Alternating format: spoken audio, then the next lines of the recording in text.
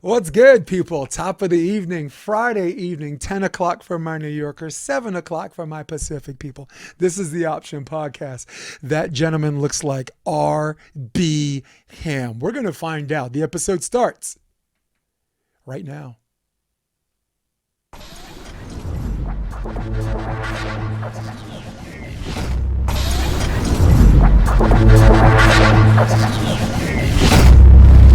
It's good, RB.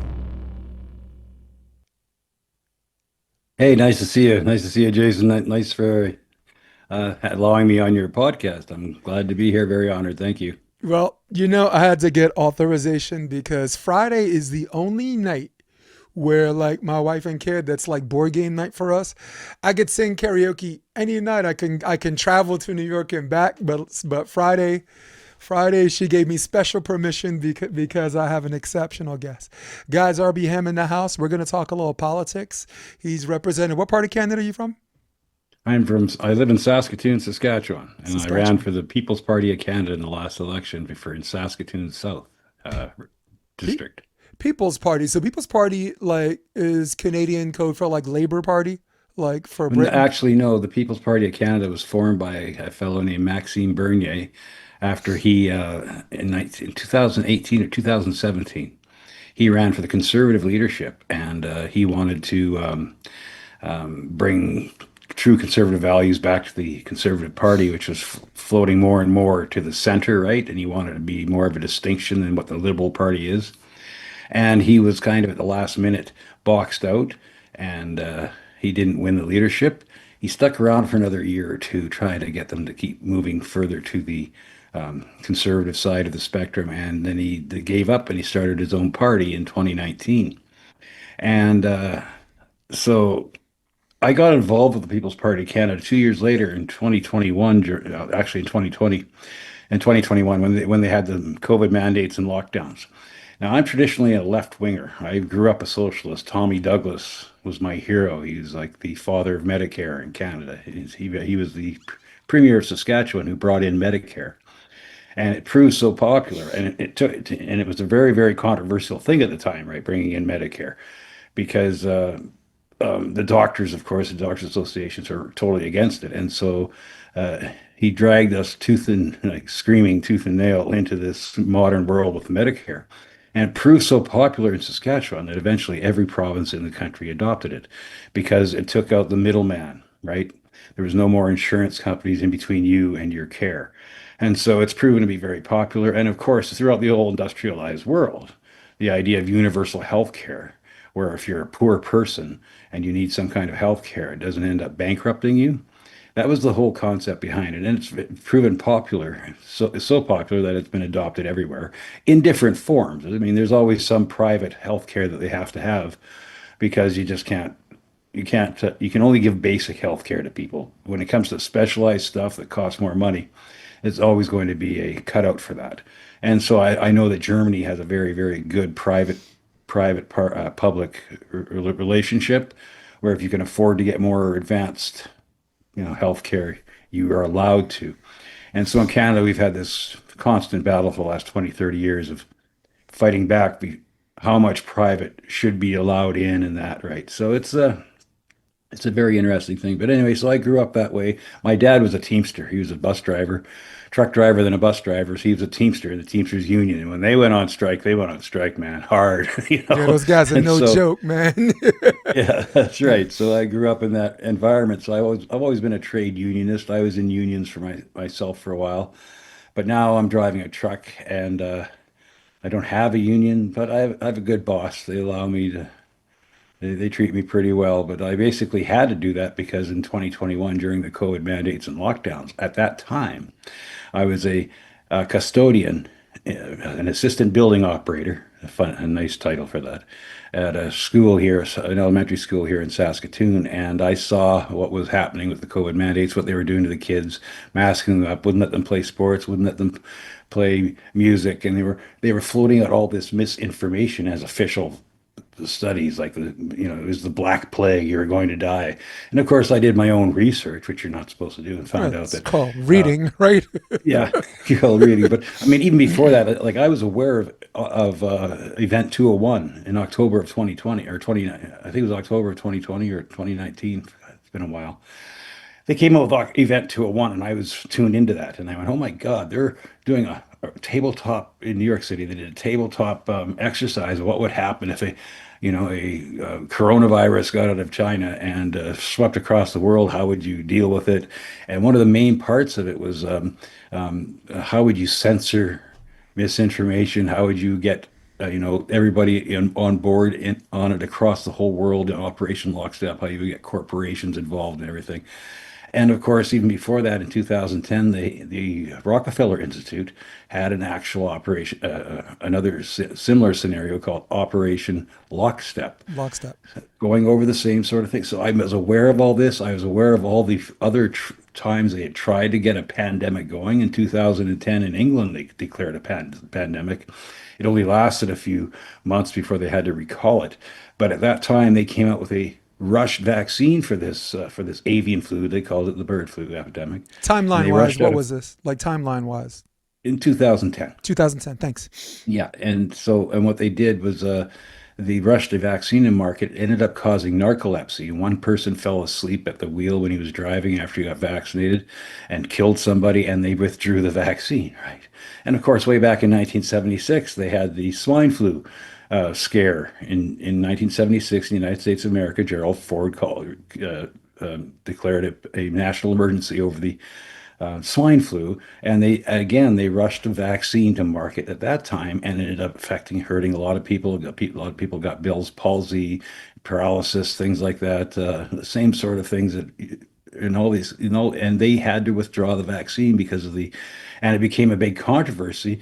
And 60 Minutes even had an episode of the bird flu hoax, they called it, and they went through a whole hour and talking about that and how they influenced people to take the vaccine was they got celebrities to go ahead. They paid celebrities to say, "Oh, you've got to do this because it's such a serious situation." So all these things are repeating itself again, right? And I also found out that here in Canada, the people running the response to this COVID pandemic were behavioral psychologists working for Public Health Canada in a special unit called the Nudge Unit, in where they would have to try to get compliance for these mandates and restrictions. They would nudge people, and what they did that's through the TV, through TV ads and everything. So every time you turn on the TV or something, they were scaring the hell out of you for compliance. And they ran newspaper articles every day with these, this many cases, everybody's in the hospital's running out of resources and stuff. But I knew that wasn't true because my wife is a porter in a hospital at the time. And she was reporting back to me that there were no patients at all because they'd shut everything down, cancer screenings, everything in preparation for this bird flu or this the COVID flu epidemic. They figured there'd be just millions of people pouring in, but the hospital was empty. In fact, the only two COVID patients, they cleared out the whole fifth floor of the hospital she worked in anticipation of all these COVID patients, and there were only two up there, and they were old people who were like got pneumonia, and they called it COVID-19 because they tested you with this PCR test that the maker of it, Carrie Mullis, I think you know that, Yep. said it shouldn't be used for diagnostics, and it depends on how many times you run the cycles whether it would test positive or not. And so, I mean, all this information is coming to me. I'm going, this is a huge psychological operation, and this is a test. I mean, this is going to be, this is a test to see how they can get the whole world into compliance through an emergency act. And so I felt it was my duty, so I started protesting against it. I ended up over the next 2 years touring Western Canada with a guy named Mark Friesen, who was a member of the PPC party. We met in Saskatoon on the streets of Saskatoon, where I started protesting. There's only 13 people at the start. There was only 13 of us. And I had my sign that said, "Your immune system is not a conspiracy theory." And I had my bullhorn out there, and I was just bullhorning everybody, trying to give them the proper, information about what was going on. They were being lied to, and don't fall for it because this is just the first beginning. And then they were going to ramp up the mandates restrictions, and they did it slowly. Remember, it was first 2 weeks to flatten the curve, Right. and then it was over. We extended for another month. and then they extended it for another month. And then first it was just, oh, you got to wear a mask mandates, and then it was then they had you couldn't gather in people of more than 10, and then you couldn't have gatherings at your home even, and you had and they were conditioning citizens to on t and tip on, we using tip lines to phone into the public health and say, or to the police and say, I think this people are they're having a party 2 blocks A down, and rat for the the rat cops would squad. Yeah. show up and give them $2,600 fines. Anyway, so I did a lot, and that's when I got involved with People's Party of Canada, and I realized that it was the only populist party here in Canada, even though they tended to be right wing, and I was left wing. I Sorry. thought that I could, help them realize that the whole thing about populism is it's always been a leftist idea.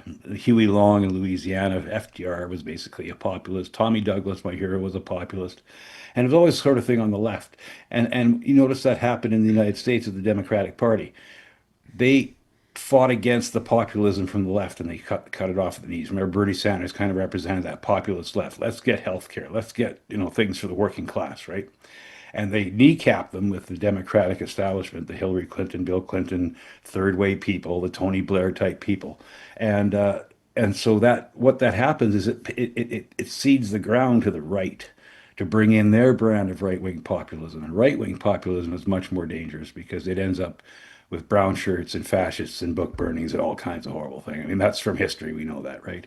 So I thought that I could join this party and I could help them out, bring my perspective. And Mad Max Bernier, the leader of the party, I met him and I toured with him.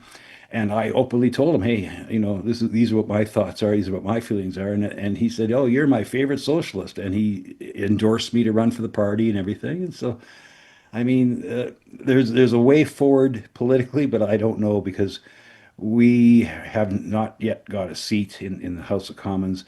During the 2020 election, when we were at the height of our mandates and restrictions, we had a big following. We got almost 1 million votes. But this last election, which was called 2 years later after Justin Trudeau sat down, we only got like 250,000, 300,000 votes. It was all gone to shit because of the Freedom Convoy, and all the premiers in Canada from all these different provinces got rid of all the mandates and restrictions because of it. They saw the writing on the wall. They said, and they knew they went too far. Everybody went back to sleep. They thought it was all over. But of course, Jason, it's not over at all. There'll be other things. There'll be climate change lockdowns next. There'll be, bank failure where the dollar will disappear, and they want to bring in digital ID. All this stuff they talk about in their World Economic Forum meetings and their World Health Organization meetings and the UN Agenda 2030. And once you know all these things, you can't unknow them, right? You Yeah. know where they want to go. They want a totalitarian society where everybody's locked down under the thumb of the deep state, the establishment. That's what I fought against. So I ended up getting 8 tickets for $50,000. I have a gift send go for that, by the way.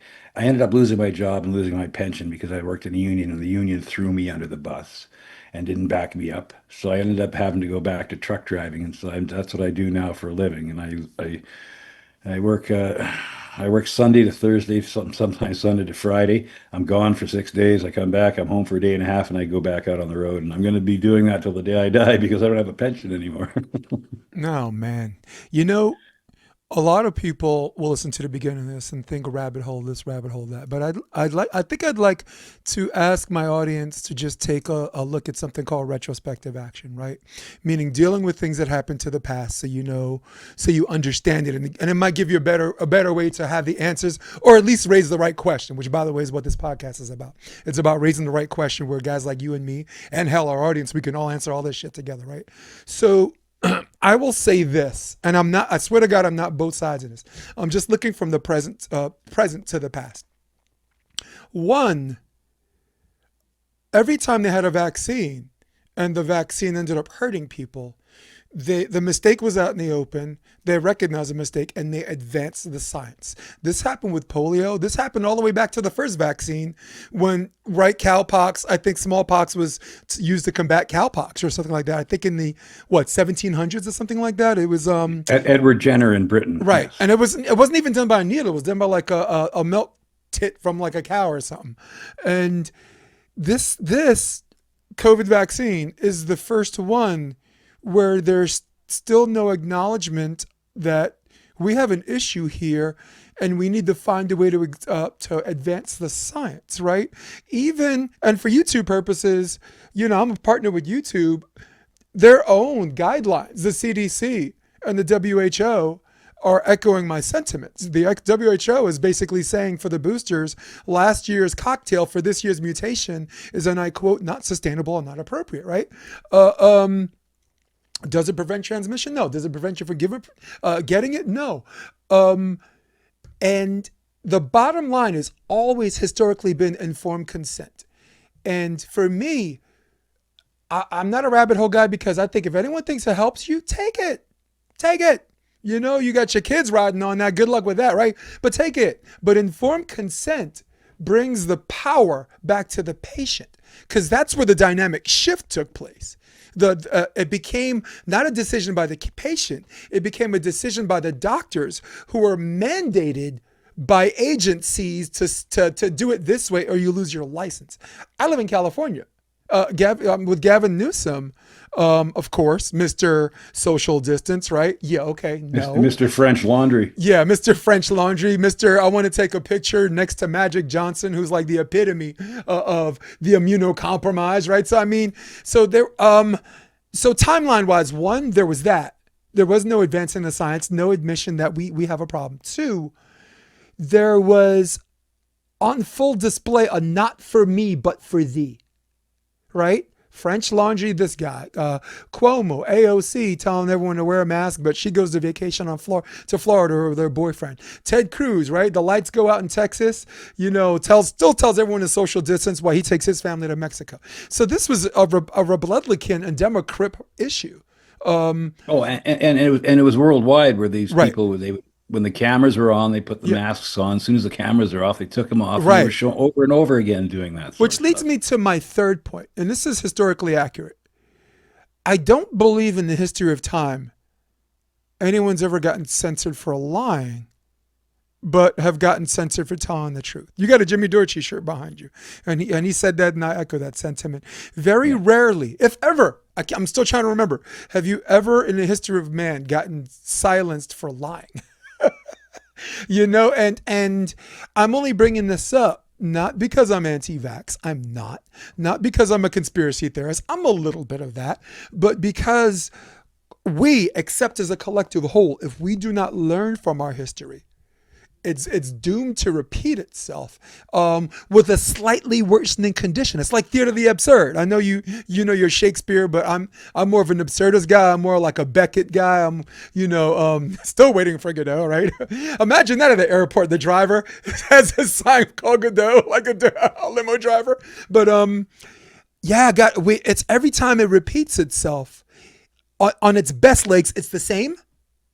Or in its worst legs, it's a little bit worse. Well, it's sort of like gas prices, right? When they raise them Right. up, they raise them up real high, quick, and then they drop them down, but they never go back down to where they were. Next time they do the same thing and they drop it down, sort of like the frog in the boiling pan. And they do that to us through their psychological programming. And this has been going on for quite a while. The very first TV station in the world was the Central Broadcasting System, right? And what's their motto? What's their logo? It's the all-seeing eye. Mm-hmm. And what do they call their TV shows? Programming. I mean, right from the start. The following program is for adult audiences. Viewer discretion is advised. Really? Not if I'm being programmed. It's viewer indiscretion, if you ask me. So the reason why I ask you about the party you represented, the biggest obstacle of your goal and your tactics and what you expect from said party is there's always been unity and tolerance, right? Like, remember Christian Smalls, right? the Amazon guy. Mhm. He started a union, got fired, which left him actually more time to start the unions. Like, you fired me, cool. now I'm doing this full time. And this is a guy that didn't care if you voted for Trump, didn't care if you voted for Bernie, didn't care if you hated Hillary, didn't care about your same-sex marriage, didn't care if you thought life started, at conception. The only thing he cared about is you have to feed your family. The only thing he cared about is you're living check to check. The only thing he cared about is you're working two jobs and you're making just enough money to be broke, right? So here he is getting all of these people together, which I consider a small miracle. Cause I mean, we both listen to Sabby Sabs. We can't even get everybody to agree on the same podcast. But this guy takes everybody and gets a union. And of course, all the politicians, jump in front of the parade like, they're there the whole time. We can name them by name, right? AOC, right? Bernie Sanders, Hakeem Jeffries. Most of them were Democrats, if not all of them, but they were all there when the work was done. And the reason why I brought him up is because we both know the biggest obstacle of having a workers' party is the social intolerance, right? Like of other things that are non sequitur to what the values and the foundation of the party is. I'm going to give you the floor in a minute, but I want to land by saying this. Jill Stein, who's a Green candidate, I'm not a Green. I mean, a lot of my friends that voted for her are not Greens. The political intolerance of not having a full-throated endorsement. You agree with her on 18 things, but not two. You don't agree with the two, you're out. You're not on the team. And so you know what happens? She and her staff did twice the work and wound up with half the votes. And I don't mean figuratively, literally half the votes. She had 1.5 million votes in 2016, and she had 700,000 votes. She was only 20,000 votes ahead of RFK, who wasn't even in the race. So my question is, and this is where I defer the wisdom to you. One, do you agree on some extent that that is the social intolerance is the obstacle of a people's party, or whatever we would want to call that in America or Great Britain or here or there? And two, I guess because it's Friday night, man, I'm open to some solutions. I'm open to some ideas, RB. And if you say I don't know, I respect that because it's not a yes, it's a loaded question. The floor is Well, yours, my friend. yeah, well, social intolerance is part of it, but most of it is mass media brainwashing and propaganda. I mean, because the establishment owns both wings of both. Let's face it. Yep. In the United States, you have the Democrats and Republicans, and there's cultural issues that they're divided on. But right at the very top of both parties are funded by the same donors. Same thing here in Canada. We have basically the Conservative Party and the Liberal Party. We have a far left party called the NDP that used to be Tommy Douglas's party that at one point was pretty strong. But over the years, they've become increasingly marginalized by just all they do is woke left politics, cultural war issues that and only care about certain unions and their government spot and the government unions, right? Not private sector people trying to form unions. They don't help with that. No, yeah. It's just government unions. And all these people are paid very well to sit in front of their computers with their laptops and talk about how evil, the oligarchy, they talk about the oligarchy and everything, all at the same time as they're being controlled by them. So you have a uniparty, right? And the mainstream media is funded by the donors. Here in Canada, we have basically our government is funded by big business people. That's why we have the mass immigration problems you have. Because guess what? When you have flood the country with mass immigration, you can get the wages down. You can kneecap unions and all that stuff. And it's all done by the same thing. Our new Prime Minister, Mark Carney, who used to be the governor of the Bank of Canada, of the Bank of England, and the governor of the Bank of Canada, Of Canada, yeah. was it before he became prime minister, before he ran for prime minister and had to divest, was also the chairman of Brookfield Investments, which is this massive multi-billion-dollar company that owns assets all over the world, including Brazilian oil pipelines. But at the same time, he's a World Economic Forum guy and a UN Agenda 2030 guy, and he says that we got to stop developing our natural resources here in Canada because of the pollution and because of climate change. But at the same time, in his portfolio, he owns dirty mining operations all throughout China and the South Asia and in Peru and all this. So it's just absolutely insane how much of a hypocrite this guy is. But he got in because of media manipulation. All they had to do is get Donald J. Trump to threaten to annex Canada and make us the 51st state, and Mark Carney to say, I'm going to fight against him and all that stuff. And it was just a setup because Mark Carney is Donald Trump's kind of guy, right? He's a multi-billionaire and he's running the country now. It's Yeah. unbelievable, but that's what it is. And so when you try to get an action, it was easier before back in the day, in the 1920s, 1930s, 1940s. And even before that, labor unions and stuff were strong then, right? Because we didn't have this mass media manipulation that we have now. And so when you try to get a workers' party or a people's party or some kind of a groundswell, from the roots of populism getting up there, it only can get so far before it's shut down on both ends. And so in the last two elections, they didn't allow Maxime Bernier to debate anybody on stage because they said he didn't have enough He support. didn't poll high enough, right? He didn't poll high enough, right? Right. But even though but the first time, this is the weird thing.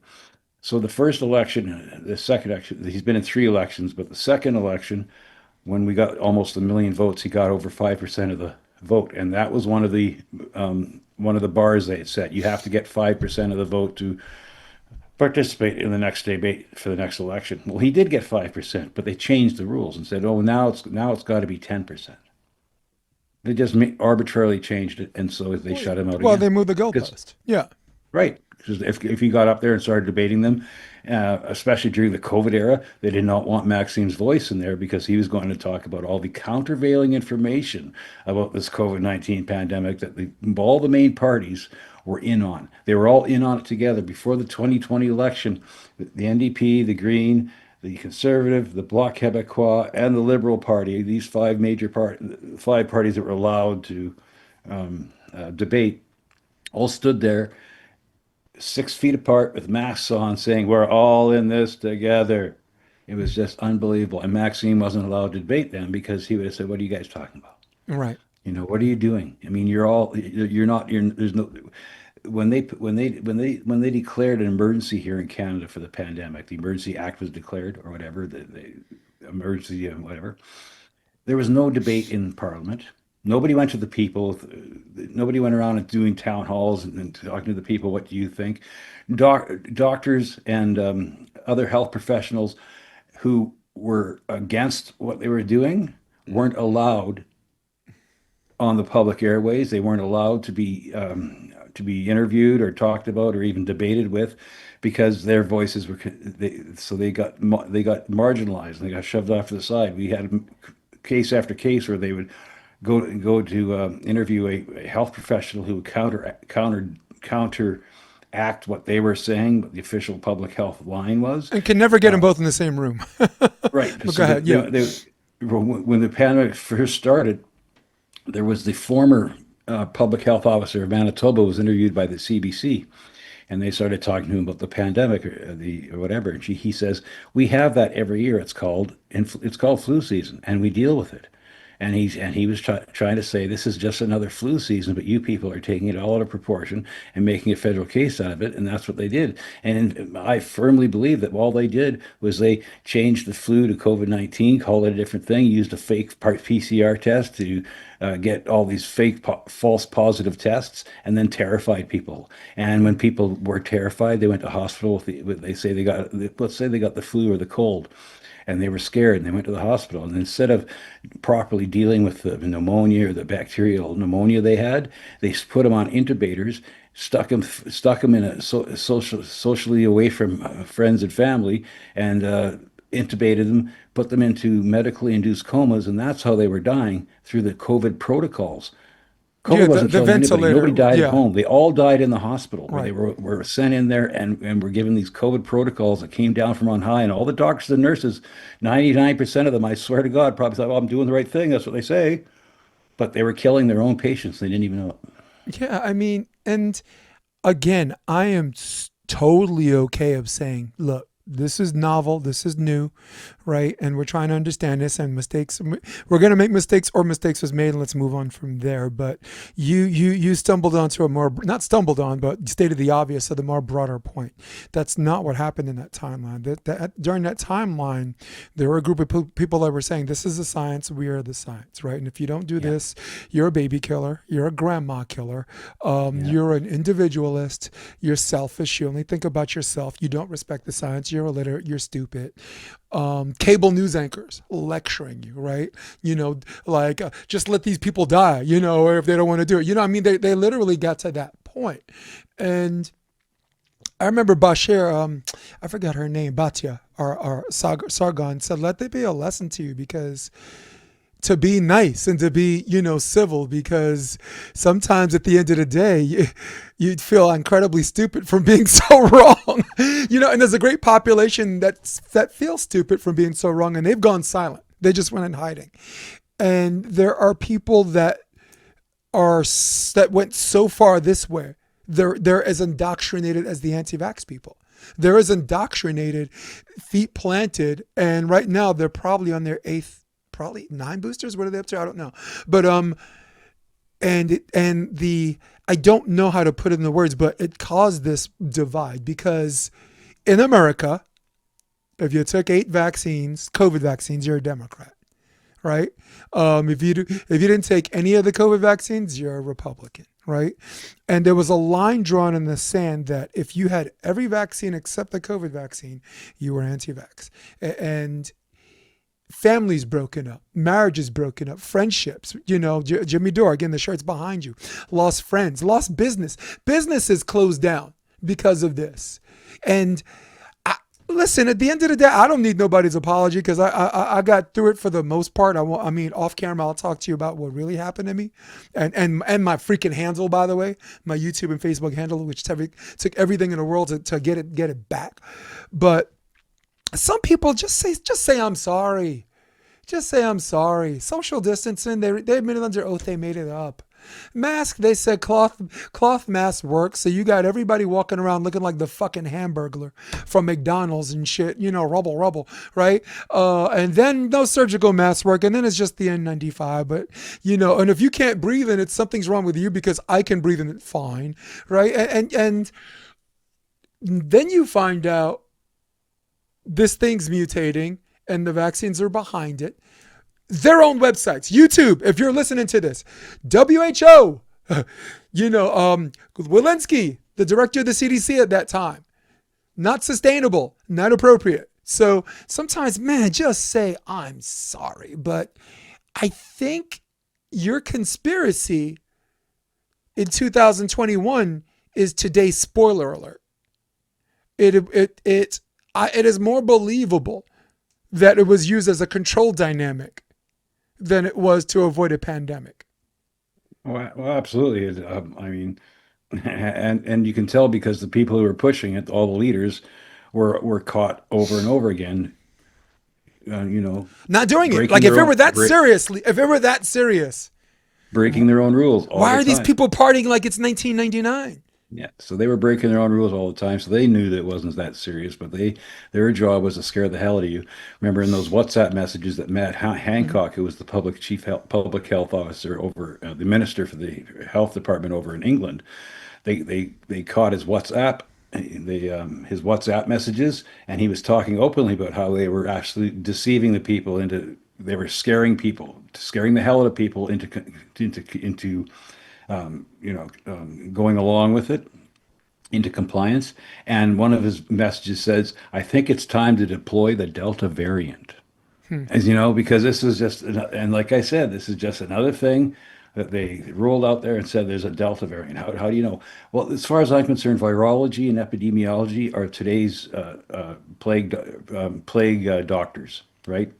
Because back in the Middle Ages, They thought that bad air caused the Black Plague, miasma, miasma, and that it rolled in from the docks or whatever, from all these from rivers and bogs and streams.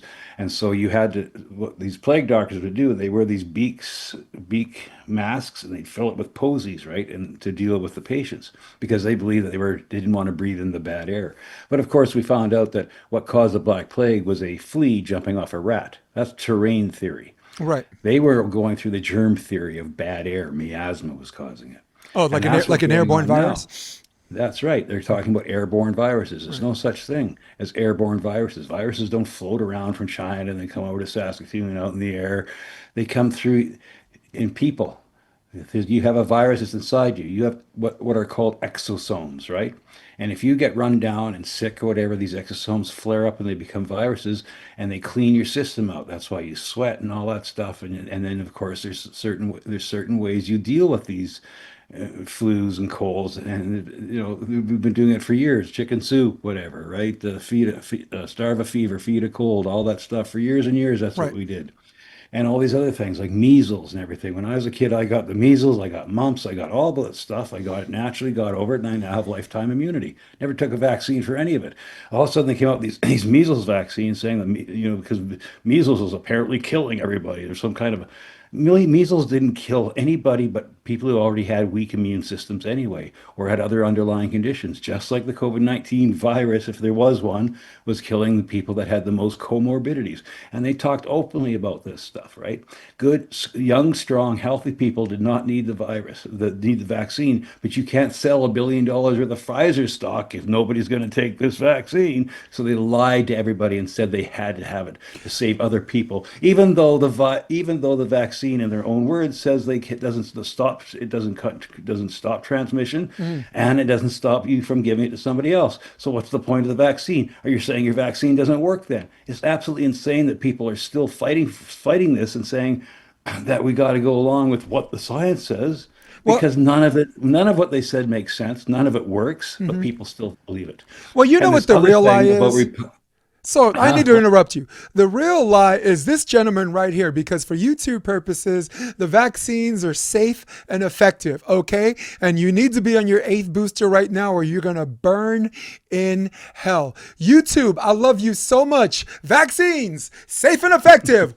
Liar. That's right. Well, but Jimmy Dore always says, the vaccines don't stop contraction or transmission, Right. but they do make it. They do make getting the virus less worse, and you won't go to hospital for it because, of course, yeah. Well, if you remember the chronology, RB, that was a goalpost that got moved to that, right? Hmm. And for my friends who are doctors, because I have friends that are like, oh, I got a doctor that doesn't want to talk to you. I'm like, good, because I'm not making a medical argument. I'm making a historical argument or a historical context argument in which guys in a lab with test tubes, they're not qualified. We're qualified. We're speaking within our wheelhouse. We're reading history and we're studying history. And I think the power is to the patient to do that. But if you remember, all over the news, take this, you won't give it because you won't get it. It makes sense. Duh. Take it. You're not going to give it to anyone because if you take it, you won't get it. And if you won't get it, you won't give it to anyone. Like, again, Rachel Maddow. Anthony Fauci. First of all, doctors aren't even supposed to be saying that. The strategic was to get the doctors When they to get the first rolled out the journalists to say vaccine, it. yeah, remember when they first rolled out the Yes. vaccine, they said it was 100% effective. 2 weeks later, it was 90% effective. A month later, it was 70% effective. Then it was 40% effective, and then it was, oops, it's not effective at all. There was And no they did it over accountability. time.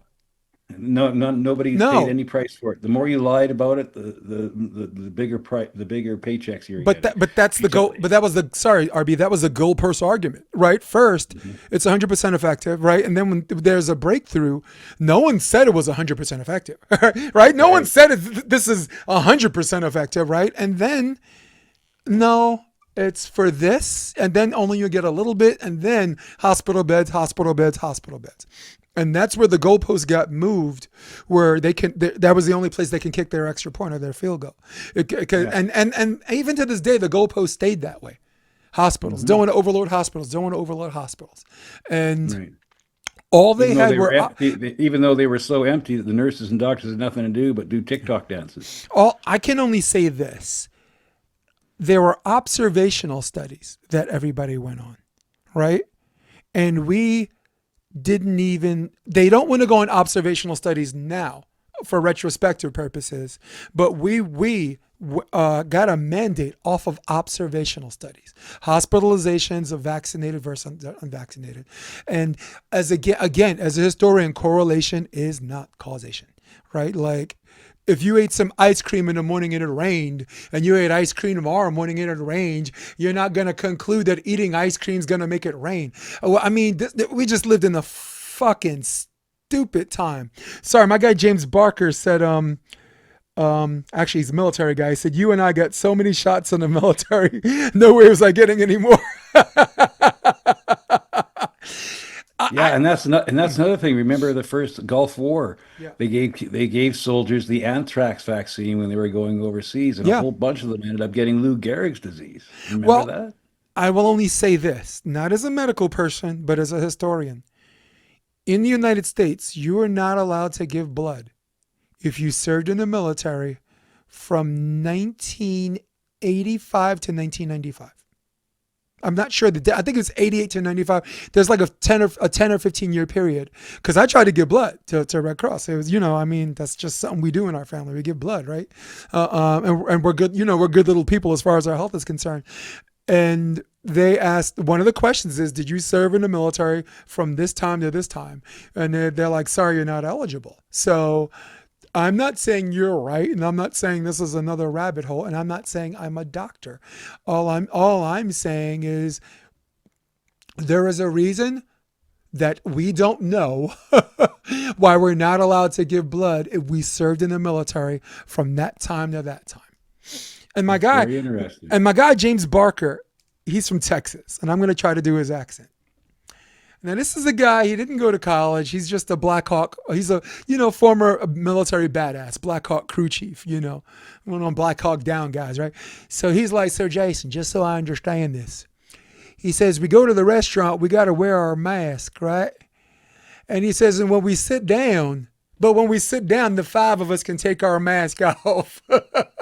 He says, "So am I supposed to conclude that COVID's only 6 feet high?" it's just, do you understand that these are not doctor arguments? Make it make sense.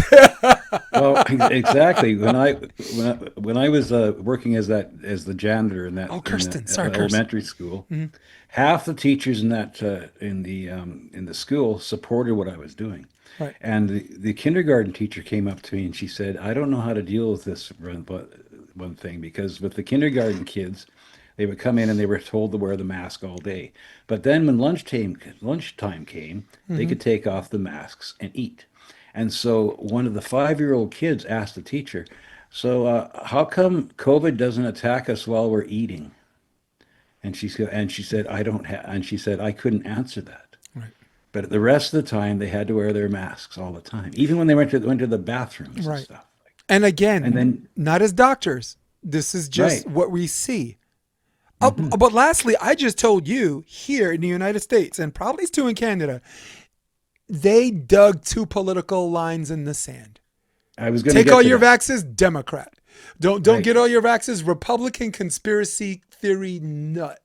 Right? But the crazy thing about that was Right. that it was a Republican president, Donald J. Trump, Right. Mr. Operation Warp Speed, who allowed all that to happen and never fought back against it. And then he would make some outlandish claims that the left would jump on and say, "See, he's crazy. He's crazy about this. He's crazy about that." But And what date they, was the vaccine rollout? That it was after he was president. I don't even know why they're selling that bullshit. Because the actual vaccine rollout is after he lost. I know, but the thing was, he started Operation Warp Speed and he took credit for it and still does to this day. But That's the thing. that is His Donald Trump. own Donald Trump is a his own special kind of someone.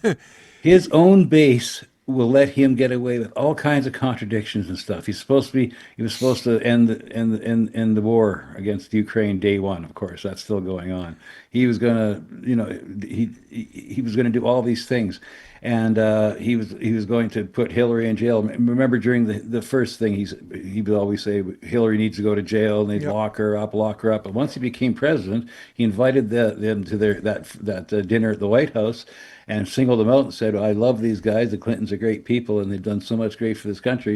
And then he told his own crowd, "Oh, stop telling her to lock her up. You know, I was just saying that to win the election."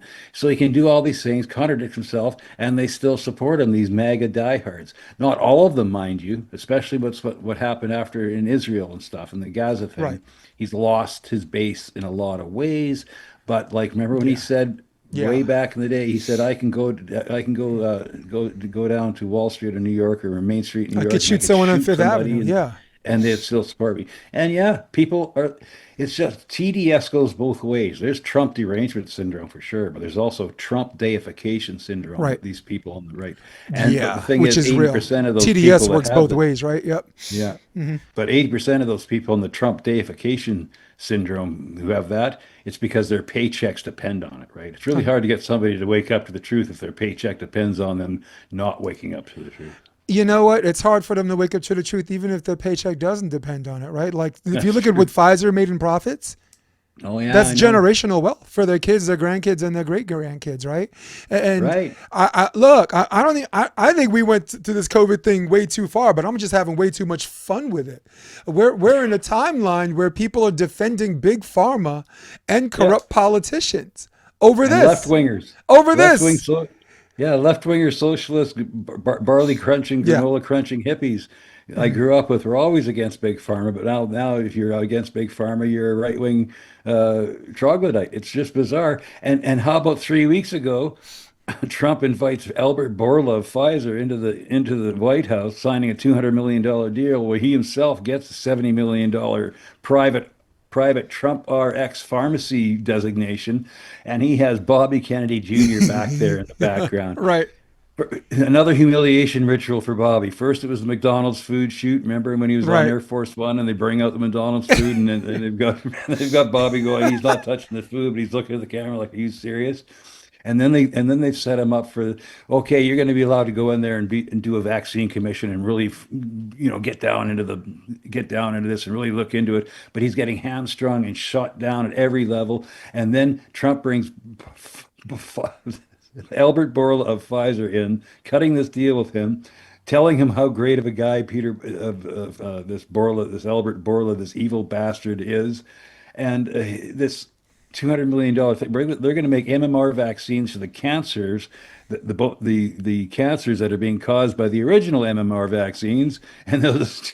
They're making money off of the tragedy they caused, and Bobby Kennedy Jr. is sitting there. And I know a lot, like it woke me up. I mean, I've kind of just lost faith in Bobby Kennedy Right. Jr. I know Jimmy still hopes that he can actually, but yeah, I don't, I think he's been, I don't know what the Mossad has on him, how he supports Right. Israel through anything, But I but mean, it must be bad. RFK, the reason why we had hope, because RFK was exactly where we needed him, right?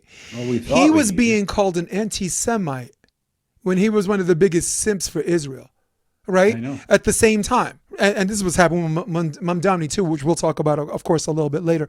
Um, when you're getting insulted by both sides, you're doing something right. And polling at 24% when he was running in the DNC primary was a real thing. You and I will always disagree. Him running as a Democrat was a mistake. He, in his naivety, believes that the Democratic Party can be changed for inside out. And there are a lot of people running that they're not evil, they're not sellouts, they're just fucking wrong. Some of them are just fucking wrong, right? So there's a general rule. Stop looking at these people as your heroes.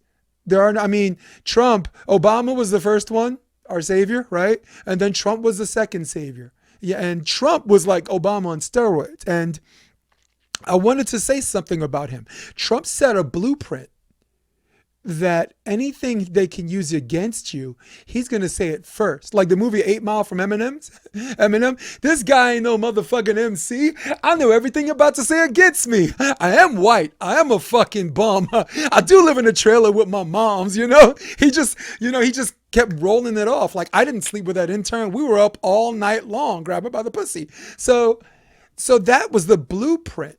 Because when you do that, there's no ammunition against them. Now, Trump's weakness is he has something, I believe, and this is where I'm going to play doctor. He has all the symptoms of something called acute narcissistic disorder. Now, some of the symptoms are a sense of self importance, constant need for admiration, lack of empathy, and a sense of entitlement. Preoccupied with fantasies of success, react to criticism with rage and humiliation. I mean, I'm listing 14 of them, and right now I'm 5 for 5 with our own Donald Trump. His Mhm. ego, you were talking about Operation Warp Speed. His ego will not allow him to say Operation Warp Speed is a failure because it was his idea. He would rather double down on that than make people think historically he got something wrong. Hell, the only debate he had with Kamala Harris. Oh, Kamala Harris, who he should have clam baked, by the way. I mean, he's just better than her on the mic. But all she had to say was, my crowd size was bigger than yours. And Trump lost his shit. And Kamala had this face like, wow, they told me in the back that shit would work. It's just there's this look like, I didn't think it would work that well. So the good thing, if there is any good thing about Trump, he set a blueprint that if anyone wants to run as a third party, any ammunition they have against you, nah, cool, I'm good. Did I cheat on my tax? No, but I tried not to pay it. Right? Was I drunk that night? Yeah, I sang karaoke.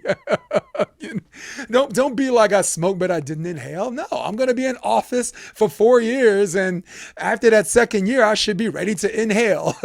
so, so Well, I'm and that's way the other off thing about track right Trump now. is, But go ahead. no, but that is the other thing about Trump. That is the thing that is kind of endearing about him in a weird kind of way.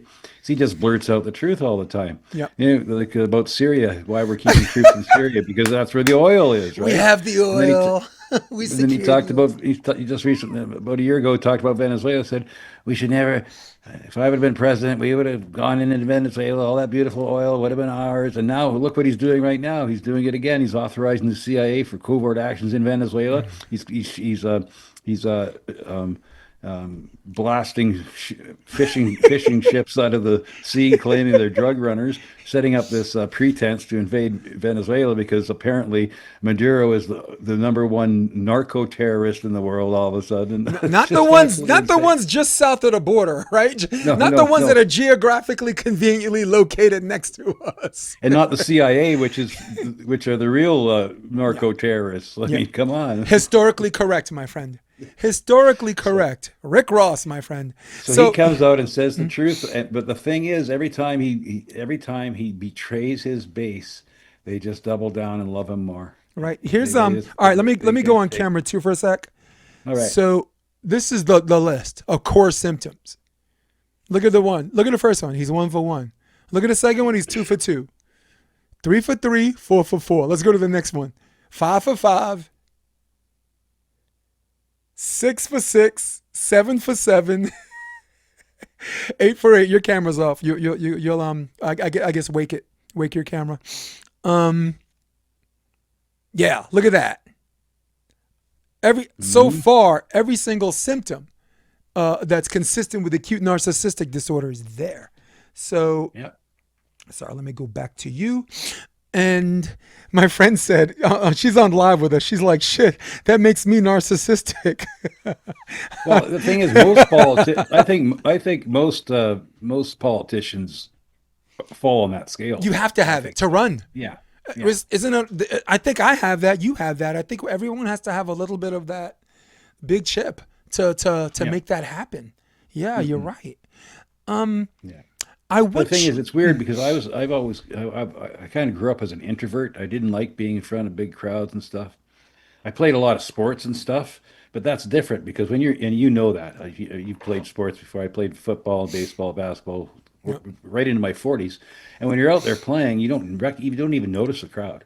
It's just a no. buzz in the background, right? Until after the game's over, you might look around and go, "Oh, there's people here," right? Yeah. It's not the same thing. But when you're up there and you're saying a speech in front of people, a prepared speech, whatever you're, and I did a lot of that during the pandemic when I was going around doing these town hall tours. I was so at the start, I just didn't. I was terrified, right? Because I'm typically an introvert, but what got me over that was saying, I have important information to share. I want to help. I need to communicate what I know with other people because they don't know what I know because they're not being allowed to see it through all the censorship and everything. So it was an idea the idea of public service. I'm doing something for the greater good was what fueled me. So it's not so much narcissism because I'm not that big on myself. In fact, I'm my own biggest critic, I'm always constantly putting myself down. I don't think I can do this. I can't do that. So that got me over that, and that also gave me a lot more self-confidence. And I decided, well, shit, I got to do this stuff, and that's why I did that. And that's why last year I started a podcast saying, now that the mandates restrictions are over and all these freedom convoy people went back to sleep, I have to start a podcast to tell them it's not over yet because they're still ramping it up. This was what they did at COVID-19 with the mandates and restrictions, everything through their behavioral psychology and all that stuff was a test. They were testing us.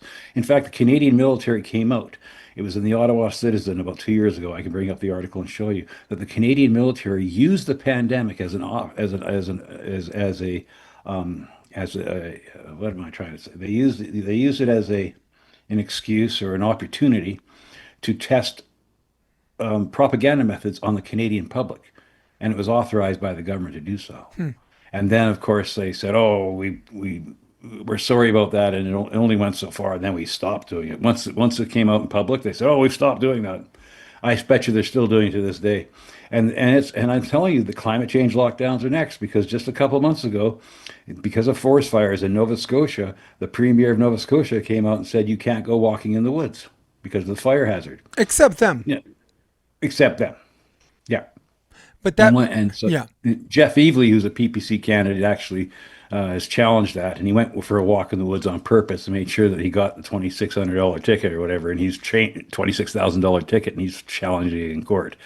But yeah, they're not done with us. They want control over us, and if you don't understand that we already live in the new world order, and you just don't know it, explain Russia, Ukraine, and how that war has been going on and on and on forever. When Right. we know if Russia wanted to, they could turn Kiev into Gaza within 2 weeks. Well, They have they firepower. They could have won't. won that war. They could have won that war a long time ago. But Well, they why are they won't. holding back? But they won't for the same reason Israel won't. Like they do, Russia does have support from BRICS. They do have support from people, and if you turn Ukraine into a parking lot, which I personally think might be a service to humanity, but that's my own opinion. But YouTube, no, Ukraine's awesome. In fact, I got a flag tattoo under this "Life's Tough, Get a Helmet" shirt. Right? Yeah. Do you understand what I'm saying? Like Yeah. the support they have holds on by a thread. Hmm. Now from the West, Russia bad, U.S. good. We have our own mind made up. But if anyone gets on a plane and just rides around the world outside of the UK and United States, you're going to see a lot of people are not against Russia on this. You're going to see a lot of people are not against Palestine on this one. It's a singular dimensional politics here. But you, Yeah. my friend, stumbled onto the most important part of this podcast. It is not up down. And all of my friends agree with me, and they're still on social media arguing the fuck out of left right. You must be a simp right winger. You must be. I'm like, I'm a right winger. Sure, whatever. Oh, you're a rhino, Republican in name only. I'm like, you voted for Biden. This is what you get. I'm like, I didn't vote for Biden. So I am as someone as who's singularly politically homeless. I want to echo your sentiment by saying this. If abortion becomes legal, Hollywood actor if he wants to get an abortion, or a millionaire, if they want to get an abortion, the answer is yes. Take my guns away, right? Gun restrictions, right? But if Nancy Pelosi wants her bodyguards to have a gun, they're going to be armed, right? COVID, social distance, no 5 or 6 person groups, certainly no congregation to worship the only God that can make sure your next life is well, in the case this shitty life is everything COVID says it is, right? But no, they got French laundry. Don't be around your grandma because he's immunocompromised, but this guy can take a picture with Magic Johnson, right? Who has AIDS. So please, people, please, because I want to get on the trucker convoy and the chronology of that. But people, please understand this is up down. Please, this is and we're gonna have differences, left, right, and center, but those differences are ideological and and they're not the common denominator. The common denominator is not living from check to check. The common denominator is caring about your fellow man. The common denominator is looking out for people that can't look out after themselves. Amen. RB, Yep. walk me through the idea of the trucker protest. My wife told me not to touch this one. Because she saw that there's so many other things you could talk about, right? She's like, would the audience be interested in that? No, I'm selfish. I'm interested in this. Walk me through the chronology of the idea of the trucker protest, the formation of it, and the ton and the slew of obstacles that presented themselves during that time period, sir. Yeah. Okay. Well, basically, it was over the winter of 2021 to 2022, and all this happened. Mm. So the mandates restrictions were getting further and further more draconian to the point where they were openly talking about putting people in camps who wouldn't get vaccinated. They were openly talking about the mandate, the making it a rule. Like they were saying, if you don't get vaccinated, you can't work. If you don't get vaccinated, you can't travel, and all this other stuff. And even your kids, you didn't get vaccinated, you couldn't play sports, you couldn't go to school. We have a friend. I have a friend of mine here, Dan Hartman, whose son Sean ended up getting the vaccine, and he ended up killing him.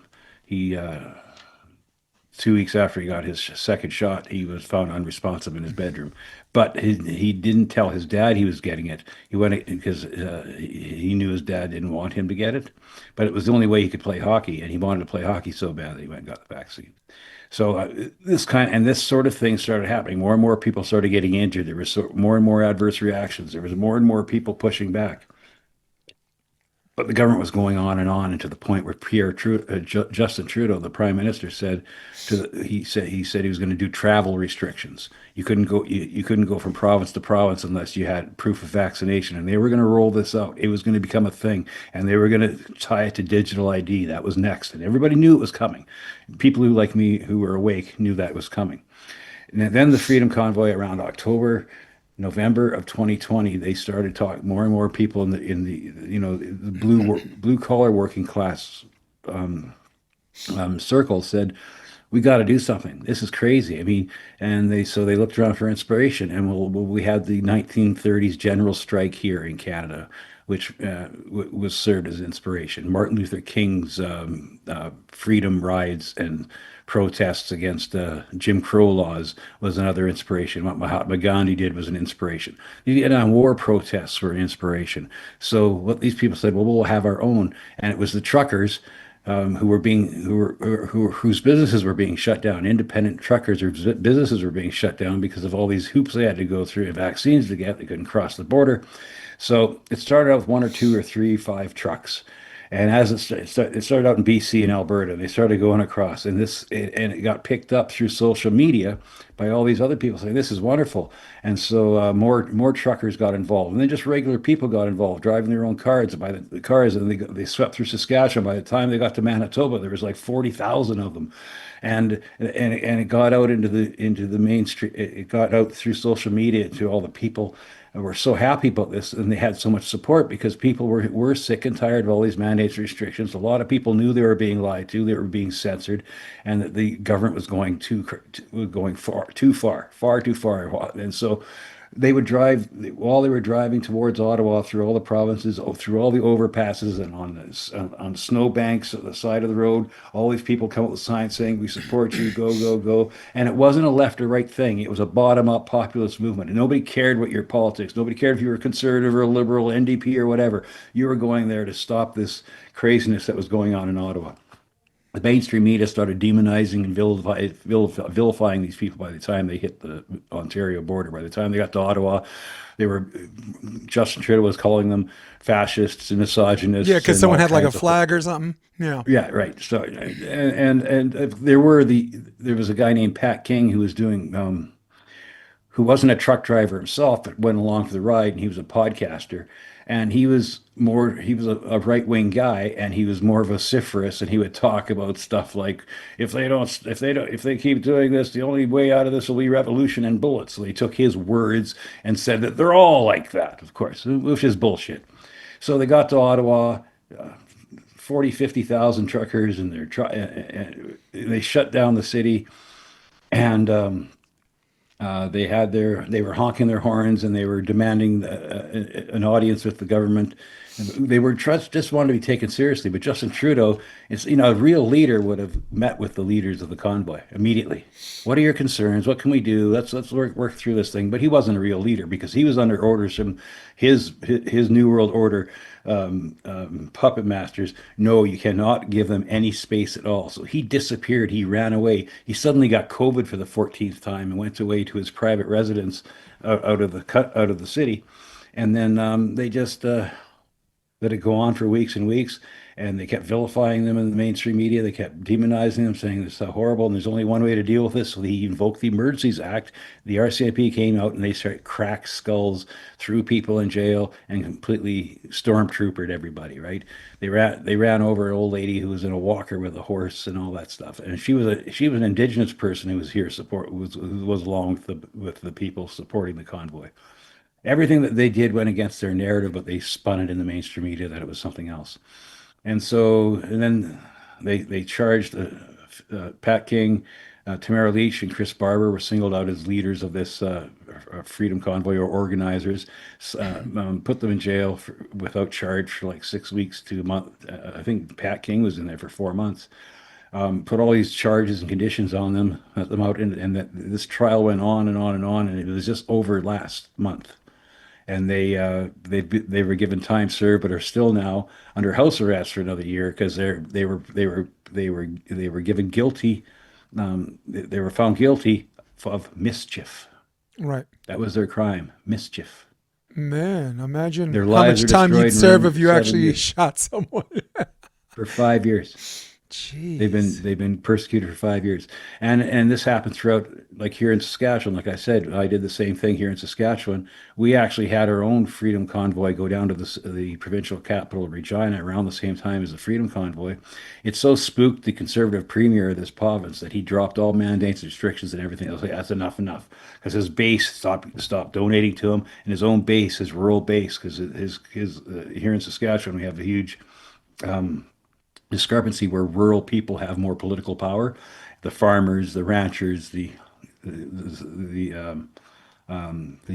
typical everyday working folks, and they pressured him to stop all this stuff, but not before he gave out all these tickets to people. Like I said, I got 8 tickets for $50,000. Good Tamara Lord. Lavoie in Regina got 11. My friend Mark Friesen got 10. And that's another story I'll tell you about Mark Friesen, my buddy PPC fellow member, who ended up something terrible happening to him. But I don't want to get into that because that's just a whole other Right. thing. Gotcha. But yeah, but I mean, so we're all, so I'm still under all these, I still have to pay all these fines and stuff that I can't, of course, afford to, of course. And so what they do is they've cut off my ability to get loans or any kind of like if I want to get a loan from the bank, they say, well, you got all these fines against you, and the credit and the It's like, the hell CCRA, you which think is I the need the loan Canadian. for? Sorry. Anyway, then the CCR, the Canadian credit people are when you don't pay it, they get the government sends them the folder, and then they go after you for the rest of your life trying to get this money from you. It's absolutely insane. But anyway, so they persecuted in that way through lawfare is basically what they do. They'd ruin your life and everything. And even though we were right the whole time, because in the end, when the Freedom Convoy worked, they didn't bring in the vaccine mandates and the vaccine passports. They all of a sudden you could travel interprovincially. Suddenly the masks went away. All of a sudden, everything went away because the Freedom Convoy worked. It was a peaceful protest that worked. It wasn't a violent one. The only violence was what What's was happening to wreaked on them? was happening to them by the stormtroopers, Wow. by the government. They cracked down on their skulls, and even afterwards, a judge about 6 months to a year later ruled that the invoking of the Emergency Act was illegal. but nobody paid a price for it. None. Justin Trudeau, all he did was he just quit politics. He just okay, and he handed it off to Mark Carney, his buddy from Brookfield Investments, to run the country. Good Lord. Sorry, comment section. Melissa Lim, one of my friends, watching YouTube live stream from the streets at night in Ottawa is the best form of entertainment during this time. It was inspiring to watch Canadians say enough is enough. So she's actually Canadian, but she lives in Texas. She's a volleyball player, and I helped her get on the carnivore diet, which gave her the boost of energy she needed, and the acne left her face, and she's Awesome. got a whole new That's life. great. But she's so bright. I'm just as much of a fan of her as she is of me. And that's another thing Um, about the Canadian Freedom Convoy. It was inspirational worldwide because yeah, they were copycat. The Americans did one of their own. In Netherlands, the farmers did one of their own because they were being told to shut down. They were being told they weren't allowed to have nitrogen fertilizer in their farms because there's a Agenda 2030 thing. They're trying to stop farming because farming is supposed to be bad for the environment. And stupid. so That's they so fought back. stupid. Mm. And yeah, I know. So I mean, like this is so it inspired a worldwide movement against this World Economic Forum slash World Health Organization slash UN Agenda 2030. Look it up. The 19 Sustainable Development Goals. Basically, they want us all stacked and packed into cities where we're controlled with the digital IDs and with carbon credits. And that's another thing for the climate change emergency over this control grid, right? And they want to take away your right to own anything. You'll own nothing and be happy. Remember the World Economic Yes. Forum came out with you'll own nothing and be happy because we'll own it Woo! all, right? It was just unbelievable. And so Oh, this is nothing. so when we started doing our town hall events and I would get up and talk about COVID and how they were using COVID in this sense, my friend Mark would get up and tie it into the sustainable development agenda, this COVID, this Agenda 21, Agenda 2030, where they want complete control of your life. And it's a whole new world order type of program, but I don't think it's going to succeed because I think Putin doesn't isn't involved in this because he banned GMOs from his country. He's Oh, not going along with interesting. it. China goes along with it to a certain degree where it benefits them, but they're not following the dictates. They're not getting rid of their coal-fired plants. Of They're course building not. more and more all the time. Their infrastructure is expanding. They don't give a damn about all this climate change stuff in China and in And India. the World Economic Forum people don't either. The ones that are trying to hand out these mandates who want you to turn off your gas stove are flying over your problems in a private jet. In a jet. Okay? That's because the yacht is taking too long to get them from point A to point B. There's a guy, Stavros Levanos, that pulled up in a beach tournament in New York. They're like, "Oh my God, this dude pulled up to the beach tournament in a yacht," and I'm like, "That's not even his real yacht. That's the smaller yacht to get him to the bigger yacht. He has a yacht so big, he has an assistant yacht to get him in to dock." Okay, but just those the problem. Or killing a goddamn cow, which by the way, Yeah. people, where's my camera? Are carbon neutral. Carbon neutral. I'm not a doctor, but I listen to doctors. I listen to smart doctors, okay? The methane is a maximum of 6%, which eclipses these yachts, which eclipses these private jets. Again, flying over your problems. People, listen, I know up and down politics is boring, right? But for those of you that are with me on a Friday night, you're bored anyway, so you're stuck with me tough shit. All right?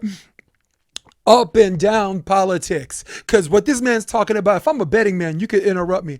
The farmers, I bet you the conservatives took one side of that and the liberals took a side on that. Did they? Yeah, Did yeah, they of dig course it in? is. Yeah, yeah. The laptop liberal class dug in. It doesn't matter how much, what kind of evidence you See show what I them. mean? They think you're ignorant and you don't know any better because you live on a farm. You must be stupid because you live on a See, farm. you see what I mean? Here's Yeah. a question. Question for your guest. That's you. How do we fight this new world order? Um, Be aware of it. Be aware of it and don't comply with it. That's all there is to it. You have to be aware of it, know what they're trying to do. David Icke talks about this often. They have a plan. They know this is what they want, and they tell you what they want in their books. They write books about it. The global depopulation agenda. They write books about it. and they hold symposiums every year in Davos. They meet and they openly have discussions about where they want to take us. Digital ID. They want to vaccinate us. There's this one World Economic Forum clip you can see where this one guy says, "What we can do is we can vaccinate people that will make them allergic to meat. So if they eat meat, they'll react. They'll get sick. So then they can't eat meat, and that way we'll be able to save the planet because that's one of the biggest problems of people eating meat." And all this bullshit. I mean, they openly talk about what they want. So you know what they want, and what's the journey to get there? The journey to get there is all these manufactured crises that they control, which was the pandemics, which are war, which is what these wars are too. They're manufactured.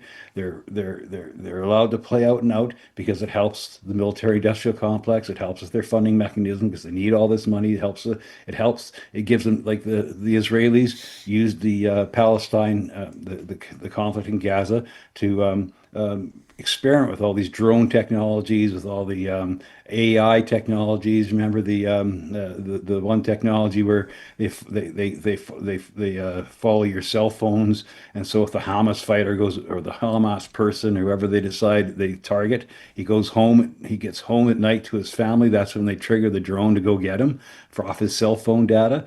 But they wait till he gets home, right? And I Right. forget what they called the program. It was some Lavender, I think. Right. Lavender is the program, Right. and Yeah. that's through Peter Thiel Mhm. and Palantir and all this stuff. And Larry Fink of BlackRock is now the New World Economic Forum chairman, and he's an Ooh. evil You bastard. trying He to get openly us? Are talks you about trying to how get us unalived? I'm just telling you, You said so the you F know, word. all you have to do is listen to what they want. And so the journey, what the journey is, but that doesn't work if you don't comply with it. If you say, I'm not going to get the digital ID, I'm not going to get your vaccine, I'm not going to do what you tell me to do, screw you. We're going to have legions of people wearing black masks, tearing down your speed limit sensors off, like they call them the Blade Runners in England, right?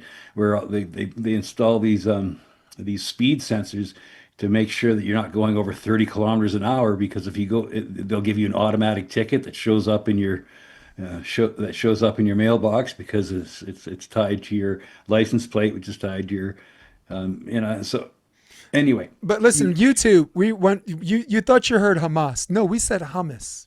Okay, it's hummus because it goes good with the chocolate covered bugs. Because fuck those cows. All right. That's Sorry. right. Continue. But I mean, and so every all these manufacturers, it's like you read 1984 by George Orwell, right? Yes. Yeah. I Okay, thought it would take so me to 2084 to finish it, but it's right. because I read it So you have slowly. Hmm. Oceania, Eurasia, and East Asia. And at varying different times, they're all at war with each other, but it can switch from week to week, and then you're at war with the other one. And but then the memory hole people come along and say, no, we've always been at war with East Asia, right?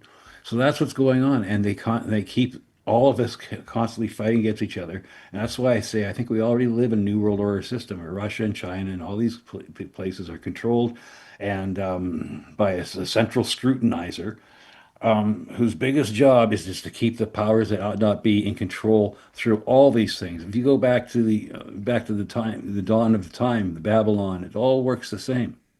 You know, the powers that ought not be are always in control, and they can switch countries or whatever when the time depends on it. Look like after World War II, Operation Paperclip, we brought all the Nazi scientists over to run everything here, right? The former head hired what was his name?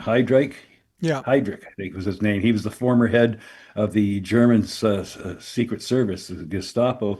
After World War II, we put him in charge of West Germany. You know, Yeah. and we brought over von Braun to run the space Yeah. program.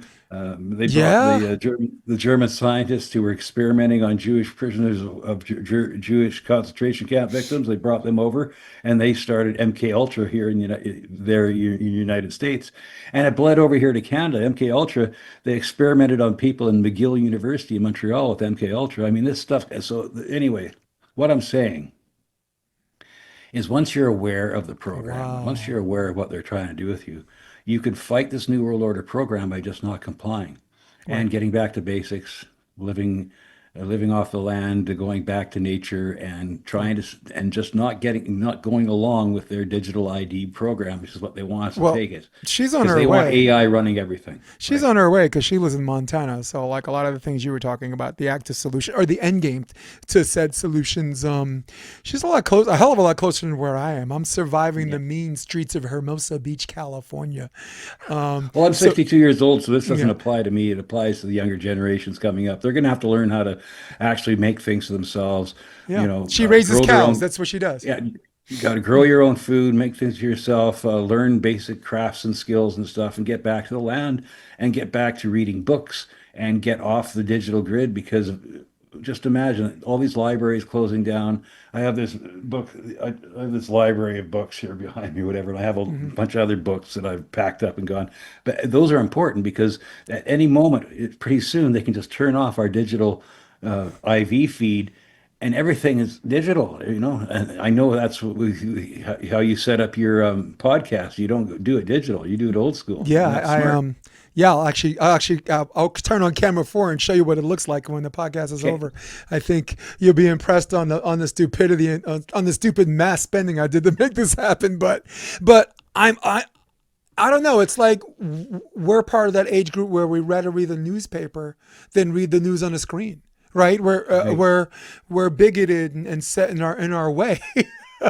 Sorry, bigoted applies to like a person, but this is a thing. So, I'm just a kid from Brooklyn, so sorry about that. But So, yeah, I Kirsten, remember, yeah, go because I ahead. remember when I was 10, 11, 12 years old, and I get a new book, Hmm. and I open it up and I smell it, right? That smell of a new book, and then reading it, and then marking the Oh pages and man, everything. listen to I that. mean, Yep. it was a great experience. I remember I go on vacation. I'd take two or three novels with me for that week's 2 week vacation to the lake, and I'd have one for the first week and one for the next week. I brought Shogun. I remember reading Shogun by a Michener. I think it was Michener. Yep. James D. Michener wrote Shogun. It was one of my favorite memories.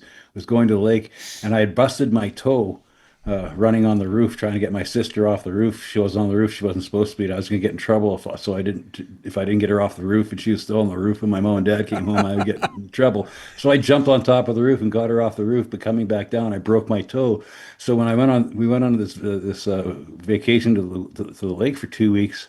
I was told by the doctor I couldn't go in the water because I had to wear this stupid splint on my toe and wrap it in a plastic bag if I went on the beach. And I said they wouldn't let me go in the water, so I couldn't swim. So I sat there on the beach getting suntanned and everything, reading books. And I remember that being one of the greatest memories of my life, reading a Shogun. You know, And it yeah. was better than watching a movie back in those days. Yeah, Shogun was a series back then. We're close to the same age. You remember there was a series on Channel 5. It was like a 5 day whatever, I think an hour or a day or whatever. That was Shogun. And Hmm. I'm not an avid reader like you are, but I do have my monumental reads. Shogun's one of them, but I mean, let's go back to Tales of a Fourth Grade Nothing with Judy Blume, right? Hmm. Let's go to 1984, high school reading material. And then as a Fahrenheit returning 451. yeah, and then as a returning adult student, my major in college is theater. I was in the BFA program at Marymount Manhattan College in New York, and my reading really took a curve from there because I Well, would I loved anthologies. I would typecast movie stars in the book that Yeah. made it easier for me to read. I read anthologies. Remember the science fiction anthologies would Yeah. come out. You'd have short stories from all these great authors, Robert Heinlein and Hmm. Isaac Asimov and Philip K. Dick, and you'd have these 10 great authors in one little book that you could read these short stories. And man, I mean, these guys saw what was coming too, right? Fahrenheit 451, that was all Jeez. about censorship. 1984, all about what we're going through now. The police state and all that stuff. I mean, incredible. Philip K. Dick wrote some awesome, like Blade Runner, of course, is based on his works. Now that movie I Seeing like. Rutger a Hauer, glass, great yeah, performance. a glass darkly about informants and the drug stuff. And I mean, like, incredible. And so maybe that's another reason why I could see all this coming is because I read all these great books about these, and H.G. Wells, of course, right? Yeah. H.G. Wells wrote about all this stuff too. And so they knew something was coming. Like they were insiders, right? These were people who had inside knowledge, were trying to warn us in their own way. The problem is people like Dick Cheney and Karl Rove took 1984 instead of using it as a warning, they used it as an instruction manual, Right. and that's what we're going through right now. Yeah, and again, it really started. Dick Cheney. It's strange that you say that because it. Dick Cheney was the one that set off my alarm bells for false flag operations. Right. I mean, I'm a huge Jesse Ventura fan because Jesse Ventura at the time, of course, with the group we're part of, we're going to look for everyone's worst moments. And at some point, he's canceled too. But the man ran as an independent, former Navy SEAL, only a year of college, dropped out of college, decided to be a bodyguard for Anthrax. The band, and then later, became the villain wrestler to Hulk Hogan in the WWE. So just a brief synopsis, but the most important thing was he ran for Brooklyn, Minnesota, one mayor. He saw some things he didn't like, and people were like, if you don't like it, run. And he's like, he ran. He polled, I think, at 14%, which got him in the debates, and that was it. Because his thing was like, and I'll quote Jesse. He says, if you want me to run for president, you want me to put my ass on the line, you got to do two things. One, I have to be balloted in all 50 states. And two, you got to get me in the debates. If I can debate him, I can beat him. And he won a very narrow election. And in his 4 years, reformed education, built a rail line. It's established a flat tax, which everybody was happy with. Rich, poor, cool. I pay this, I pay this. And for 3 of his first 4 years, had a budget surplus. And the only year he had a deficit was he vetoed a bill, and the Democrats and Republicans got together and two-thirds him and ran their bill, which his last year wound up in the deficit. And he's like, okay, I'm not going to Yeah. run again. My wife's not, she's sick. She's not feeling too hot. I did my part. And the reason why I'm a big fan of his, and I'm getting somewhere with this, is because he said, stop voting them in. That was her solution. Stop voting them in and get with as many people as you can to stop voting them in, which me and you, it irks when we see that people we like run under a ticket, right? Because at some point they're going to be into that owing people shit, So, yeah. And everybody's like, well, that's not going to happen. And he's like, well, why not? It happened for me. It happened. The guy became governor of Minnesota. Yeah. And no one saw that coming. In fact, when he went Yeah. to the White House, or went to Washington to the Pentagon, some guys in suits asked him to follow him, and they took him to in an elevator that just kept going down. And he wound up in this lecture hall, and there's they put him on the stage, and there's a bunch of people in civilian clothes asking him questions like, who are your donators? Who are this? And they were trying to figure out, they didn't see it coming. How the hell did this guy get elected? And he's like, no, I'm going to ask you guys some questions. What's your name? He's like, I'm not giving you my name. What about you? What's your name? Mr. Johnson. Mr. Johnson, huh? So, yeah. I mean, look, people have their heroes. That's my hero. Former frogman, Navy SEAL. But he was what I'm great saying? until COVID broke his brain. Yeah, COVID also broke Noam Chomsky's brain. it did. It did Yeah. because Noam Chomsky became what he despised. Yeah. As far as the hazing and the gaslighting and the Well, moral preening, right? Sorry, go although ahead. there's some people that are really, really, really easy to scare with when it comes to their own life. Right. And if they actually believe what they're being told, Jimmy went through this. Jimmy Dore did, right? Remember when Got he injured. first bought into COVID because because these people, he's on the narcissistic, Trip. that thing you were showing before. What do they call Yep. that again? Acute narcissistic disorder. Yeah. Yeah, he's got every performer has that, especially comedians, right, and actors.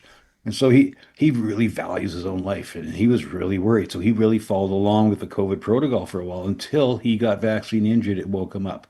A lot of people, but at the same time, he wasn't a crazy anti-vax or anti-COVID guy. Yeah. But until something happens to you and you realize, and it helps make you, and you start asking questions, a lot of people need that to happen to them.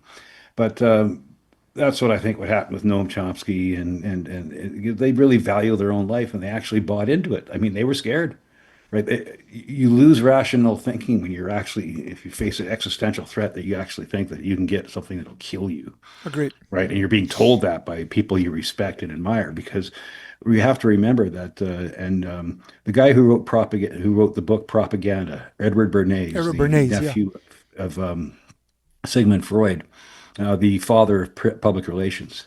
Um, he said it's real easy to people to get a lot to fool people when it comes to medical research and stuff.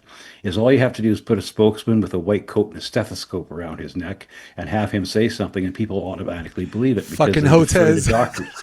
Because yes, exactly. So they just automatically believe what he's saying is true because they're conditioned to think that way. Because when they're brought up as kids, doctors are revered. You have to go to school for 8 years to become a doctor and all this stuff, right? So, yeah, I, it's an old trick. I think you're onto something in a sense, and it's really interesting you mentioned Sigmund Freud because Freud basically said that one's need to preserve one's life is the very essence of sanity, Yeah. right? Because he doesn't believe that people that are I'm for YouTube, I'll say who want to unalive themselves.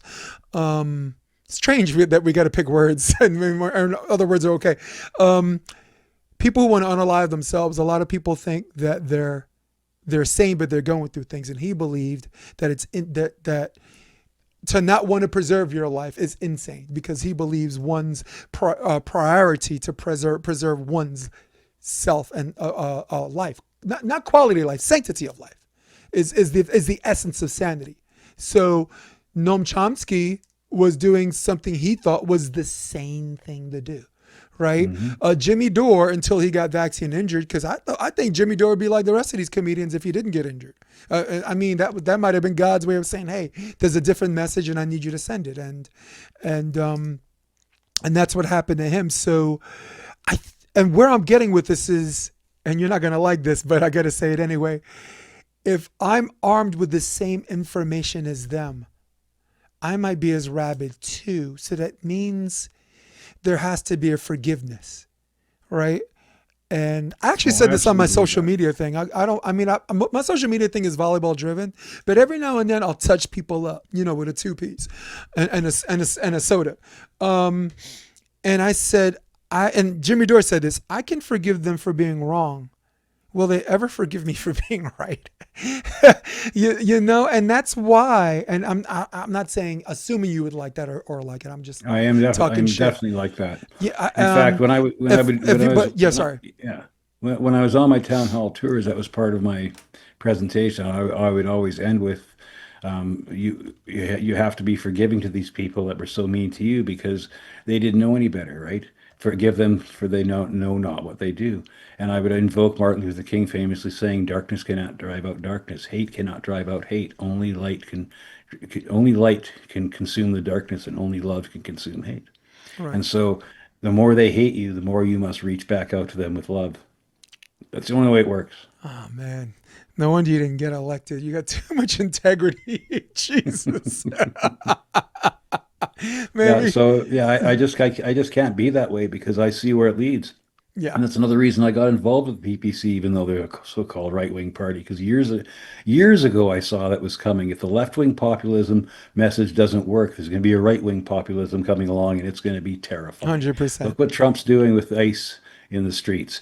That's how they start. Remember, in Germany, first they came for the trade unionists. Well, I wasn't a trade unionist, so I didn't speak out. Then they came for the communists, but I wasn't a communist, so I didn't speak out. And then they came for the Jews, and I wasn't a Jew, so I didn't speak out. And then when they came for me, there was nobody left to speak for me. And Exactly. that's what's going to happen here. Again, they're setting it up that way. And the right wing backlash is being manufactured on purpose. That's why they let the left wing wokus be in power for a while and go crazy, is because it created the right wing backlash that they want. The problem, reaction, solution. It's the same old story and it happens over and over again. And I don't know why people keep falling for it because a right wing backlash, a true fascist brown shirt backlash, like what happened in Germany and Italy in the 1930s, is terrifying to behold. And that's what's coming as people wake up. And we were warned during the time when Biden was president. And when there was a censorship movement for people on social media, we were warned, like, you think this is okay now because these people are nuts and they're lying and we need to censor people for lying, which of course historically is false, right? You only get censored for telling the truth. At some point, it's going to happen to you. And what Trump did was he became the Biden administration on steroids, on performance enhancing drugs. Because some people, you lost your account forever. You get your account suspended. I have a short story I'll tell you later about what happened to my account and how I got it back, which is adventurous. But now this dude has got agents yanking people off the street. And look, there's a bunch of Canadians called the political orphans. They're on right now, actually live with me. And there's a big Muslim issue in Canada that they're just fed up with as conservatives. And they were so upset at me arguing with them about Khalil. They're like, you come to someone's country, you trash the USA. I'm like, he didn't trash the USA. And he says, but you signed this contract that you're not going to present problems in America. And I'm like, he's not presenting problems in America. Show me on the map where Israel is in the United States. Show me a map. Where is it next to New Jersey? Did I live here my whole life and miss this shit? Right. And then, a week later, that woman who wrote from Tufts University, the PhD student, absolute genius, by the way, wrote an op-ed, and she got yanked off the street by 5 armed, unidentified ICE agents. Didn't even show ID. She's unarmed. Unarmed. 5 people yanking her off the street. And then my conservative friends were like, I'm not going to call them Islamophobic, but even they were like, that's a little hard in the paint. And I said, do you see why I was defending Khalil? Because like you just said, what you gonna do when they come for you? And Exactly. we were warned during the Biden administration that something's coming that might be everything that you and I is considered evil, except it's going to be in your face. It's going to be on steroids. And that's what's happening with the Trump administration, right? Like, and some people on the right still can't see it coming because what they're seeing feeds into their own sense of grievance. right. But eventually, guess what? You're next. Yep. We're all next. Of course. You know who's last? You- You know who's last? The gangs. That's MS-13. They're last. You know why? Because as long as they're out there scaring the shit out of people, the more there's a justification for ICE to exist and break heads. But Exactly. what are they doing right now? That- There's a that- fucking guy with a screwdriver and a hammer in front of fucking Home Depot. You busted that? That's your guy? That's your gangster? He throwing? And, did he throw a gang sign between his Phillips head screwdriver, dude? This works international in geopolitics too. That's why the CIA created Al Qaeda and ISIS. That's why ISIS is now Al Qaeda. Who's running now in Syria? charge. Who's running Syria right now? Right? That's why Al Qaeda is in charge in Syria right now, because these people help. They give the pretext to keep the war of terror going on and on and on.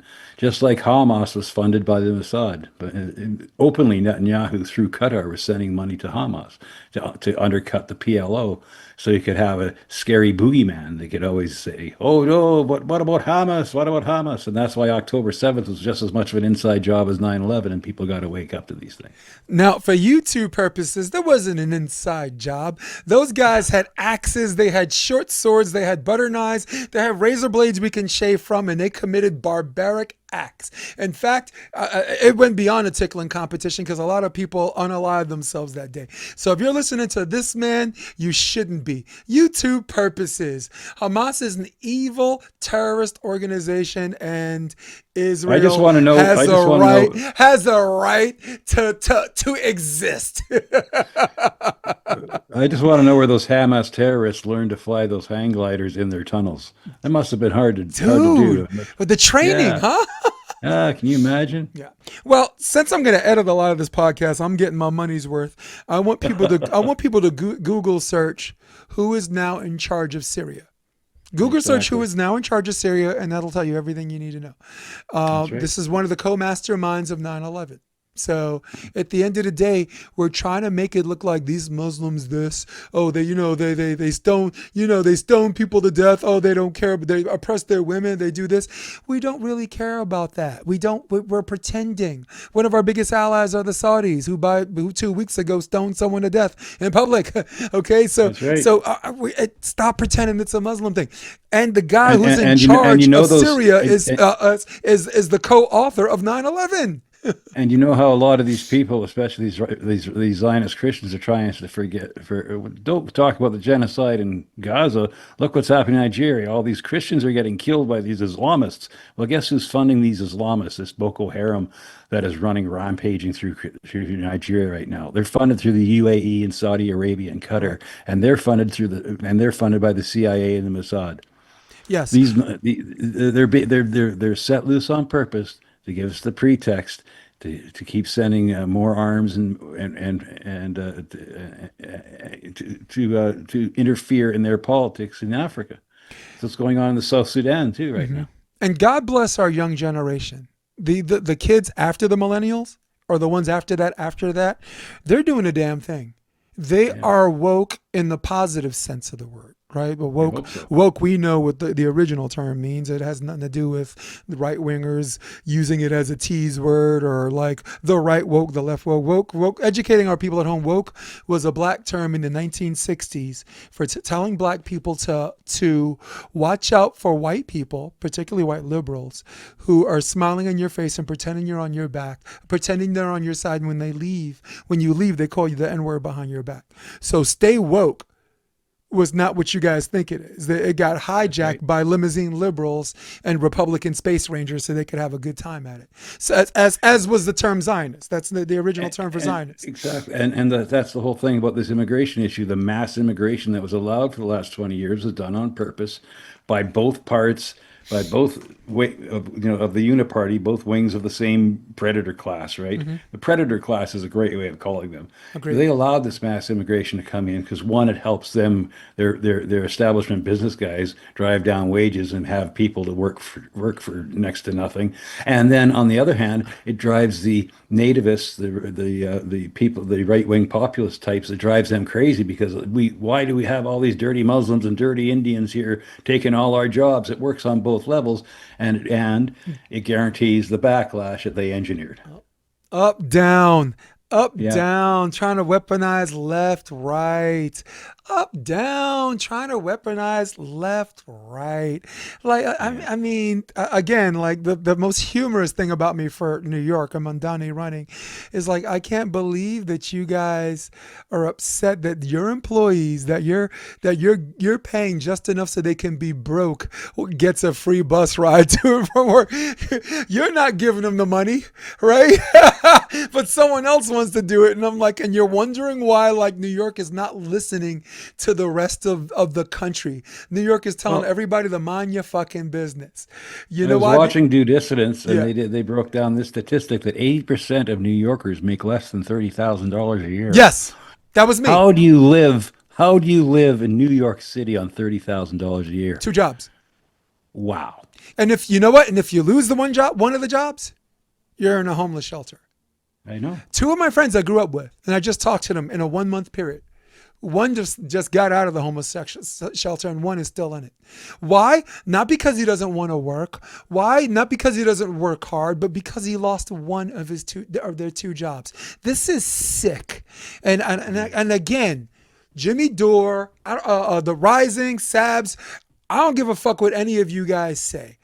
Stop listening to what CNN saying about Mondani and this guy saying, because you're the first one to say the news is bullshit, except when it comes to this person, except when it comes to Rogan. Then all of a sudden the news is right. So fuck off. Mind your business. Let New Yorkers who are living check to check, like you just said. What was it again? 30 grand, 35 grand a year. 35 grand a year. So 80% of New Yorkers make $30,000 or less. And you want to bitch, and they want to bitch about someone getting a free bus ride to and from work. What are we talking? What are we talking about? I know. Socialism. Holy fucking shit. Socialism. That's what that's called? Jesus God. When all these Chud. I know some people like to call them chuds. These right wingers who don't make much more than that themselves defend billionaires' right to keep them under their own thumb because, oh my God, we can't have communism or socialism. Come on, man. Because they're constantly fed this lie that communism and socialism doesn't work. Right. Well, if it doesn't work, explain a fire department. If it doesn't work, explain your police department. If it doesn't work, explain your water and works company. Your If it military. doesn't work, explain your military. That's all socialism, my friend. You're paying for that out of your taxes. Wake up and smell the roses. What you got to shoot for is more equitable and more efficient public services and more open to and more transparent. That's the problem, is that everything is being hidden and secreted away, and everything. So you never have any transparency where your money's going. If back in the '60s, I famously remember this. They would have the budget here in Saskatchewan. They have the budget passed every February, right? And the ombudsman would have a show, public access TV on Thursday, and everybody watched it because they wanted to know what their money was being spent on. And if shit was going bad, they told their representatives, and things got fixed. That doesn't happen anymore. 40, 50 years later, the powers that ought not be have gotten rid of the ombudsman because guess what? The public's right to know is no longer important to them because they're going to Yeah. they're going to just screw you over, and they don't even care if they're going to screw you over because they can use culture, politics, and divide and conquer strategies to keep the citizens fighting against each other instead of looking up and seeing where the real problem is coming So, in from. other words, they do love socialism. They love socialism for their boss. For them, They love they love it for them. socialism for billionaires. You know, they need to keep their yachts fueled. They love socialism when it comes to the police because really the police are there to protect the billionaires and That's not right. everybody else. They Yeah, love they love the police socialism on unions. December 25th. They celebrate a fucking socialist Jew every fucking year, right? Who dresses like a hobo and smells like a goat, right?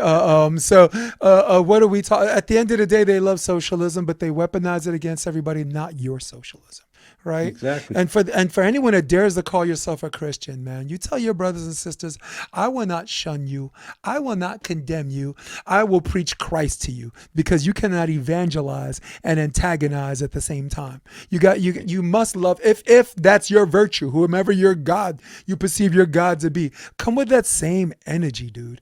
Come with that same energy. I wanted to show you a clip of Mamdani owning. I'm a little bit biased. I love what Mamdani's doing because when Obama ran, that was pretty entertaining too. But I'm gonna go back to camera 2 and To the first clip. This one has to do with experience. This is not a job for a first timer. Any day you could have a hurricane, you could have, God forbid, a 9/11, a health pandemic. If you don't know what you're Mr. doing, Cuomo. people We have to could move on. die. Mr. Mamdani, he's talking about experience. And if we have a health pandemic, then why would New Yorkers turn back to the governor who sent seniors to their death in nursing homes? That's the kind of experience that's on offer here today. What I don't have in experience, I make up for in integrity. And what you don't have in integrity, you could never make up for in experience. Yes. That's an incredible. That happened a couple of days ago. He's good. He's smooth. But the I was watching guy's like, I offer experience, and he's basically saying, if you consider failure experience, sure. Oh, no. I really like him. I like what he's doing, and I hope you guys do. It's the greatest thing to happen in New York because it's really laying bare how much power that these billionaires and millionaires and these Zionist influencers think they have is not nearly as much as they thought. Right. Because when it boils down to it, people are getting sick and tired of being told what to think and how to think, and being told that what you're seeing on your TV every day, what you're seeing with your own eyes, isn't what you're seeing. I'm watching a live stream genocide happen every day, and you're telling me it's not a genocide. No. You're telling me that Leaflets. We got leaflets. You're telling me We're the most you're- moral you're army in the world. You're telling me that that collective punishment is okay if it's done against these people, but it wasn't okay if it was done against us. Right. Yeah, look, for YouTube purposes, Israel has a right to exist. And they put leaflets telling them to go from point A to point B because that's what the most moral army in the world does. And if you're listening to this guy, screw you. But I wanted to table it by saying, you know who's not buying the bullshit? New Yorkers. And the only thing I ask for everyone listening to this podcast, rule number 1, don't have heroes. He's not your hero. Politicians are not your hero. You're not looking for the guy who makes no mistakes. You're looking for the guy who A, makes the least mistakes, and B, is green enough or masochistic enough to give a shit about their constituents. That's what you're looking for in a candidate. Two, if there's something you don't like about him, fine. Don't like that about him, like this, and don't like that. Stop having every little fucking thing be this cancelable thing, right? Like, he stated where he was with Palestine, Gaza, whatever. And then all of a sudden he's talking about Zionists, like not being unaware or aware of Zionists working for him. Oh, all of a sudden, full stop, all the way from here to here, he's a Zionist. So now, just like other candidates, half of them calling him this guy's calling him an anti-Semite, this guy's calling him a Zionist, and he is exactly where I think New Yorkers want him to be. Okay, I did not like that he said that, but when you consider what Zionist is as a definition, it's not a violent-minded person. And a lot of socialists aren't going to like what I'm going to say about this. Zionists are, as the contemporary definition, because the original definition I can get into, is someone that identifies with a land that they feel the need to protect and defend. And Zionists, many Zionists are not down with the genocide. The billionaire Zionists, they don't care because there's a reason why they're a billionaire. They had to do a lot of shit to get to where they gotta go, and this is just more collateral damage for them to keep their agenda. But Zionists, I want to educate my audience. Zionist was a Christian term. There's an African tribe, and I forgot the country because Africa has 54 countries. Zionist is an ancient Christian religion who goes by biblical guidelines that predate the King James Version. That's the original definition of a Zionist. But of course, Democrats and Republicans have weaponized it so they can. Yeah. Don't have heroes and stop having everything being cancelable. Sorry, go ahead. No, that's okay. No, I agree with you. And he's going to have to make some concessions. He's got to work with everybody. Because they live in a city. To keep the trains running on time, you got to work with everybody. And like Jimmy Dore often says, his favorite quote from Frederick Douglass is, "I will work with anybody to do right and nobody to do wrong." So glad you And remember that's that. the best you can do. If you're going to live your life through a purity test, it's going to be a very lonely life. Yeah, I saw Jimmy Dore last week. Oh, cool. He was at Hermosa Beach. He's a pretty good guy. He's Yeah. pretty funny. And he's got some blind spots, but a lot of people do. And I don't mind that because nobody's perfect. Politically homeless guy. I really appreciate him. Except he's got to fucking go easy on Cornell, man. Well, I know he does tend to fixate on some things but it really pissed him off because he was accused of being a Trumper, of being adjacent to a right winger, and it really pisses Jimmy off because that's the furthest thing from the truth, right? Right. Yeah. No, but if you look at his values, like this, they say the same thing about Joe Rogan. Joe Rogan is not even a political guy. He has 2,200 episodes. How many politicians? He was a Bernie Sanders supporter before he suddenly became a right wing Nazi. So much to a point that they actually said that he endorsed him, which, by the way, did not happen. Because I follow him avidly, and I know the episodes after that. But how many politicians do you think he's had on in 2,200 episodes? 40? This is not a political guy. It's just that he has such a big voice when he talks about politics. He carries as much weight as the people who are encouraging you to come to the news. You have CNN, Fox saying, please come to us for the news. Take our word for it. This guy's saying the opposite. If you're coming to the show for politics, don't. I'm a fucking moron, right? So there's this dynamic where he has this choice. If he has a conversation that breaches this level of expertise, just say, hey, this is my opinion. Take it or leave it, or censor himself. Do you see where the weaponization from him comes from? They want to censor him from talking about these things. And again, 2,200 episodes, maybe 40. Unfortunately, he did fall for the fake Trump assassination. Yeah, he got honey dicked. He really did. Sorry, what was the word? Hoodwinked? Sorry, hoodwinked, not honey dicked. Hoodwinked. Yeah. or he just, like a lot of people like him, maybe Kurt Metzger, other people just can't bring themselves to believe that is actually true, because then it kind of throws everything off, and their whole orientation will get flipped. They have to, but I'll tell you right now, that Butler, Pennsylvania event stunk to high heaven right from the start. And if this one guy told me that if you get shot in the ear even a little bit, you should have some kind of a scar, but he has nothing there, less Right. than 2 centimeters. Right. And then the whole blood thing. He said there was blood all over his hands and that ears bleed like forever, but there's just a little smear of it on his face. That's it. It dried right away. It was a blood What patch. if it's not his natural ear though? Like What do you? a guy with that kind of money, who says that was actually his real ear, right? Like Well, why wouldn't he just say that then? because his Right? narcissism won't allow him to. Nah, It's his no, real no. ear. Look, you have his doctor that just gave him a clean bill of health. When we saw the swollen ankles, we saw the fucking bruises on his hand. Where again, this is the part of the conversation that breaches expertise, but I have an opinion, right? His narcissism will not say I have issues. No, and also there were two other people that fucking got shot. What happened to them? Corey Right? Comper, yeah, but you don't think it's beyond the deep state, the CIA, to make sure that's arranged? You know Sure. what I mean? Well, if they did They could so, I'm actually, impressed, and so they were could, you. yeah. So I'm just saying that I always ask questions. I have a healthy skepticism, and I have my opinion. My opinion that was a false flag Yep. psychological operation to get the right wing behind. It helped get him elected president. Right. Everybody says if it wasn't for that, he might not have been elected president. It was iconic. He got his picture in And front of the scream flag. It was fight. raised Yeah. down just to the right level. Some The gangster face, shit, dude.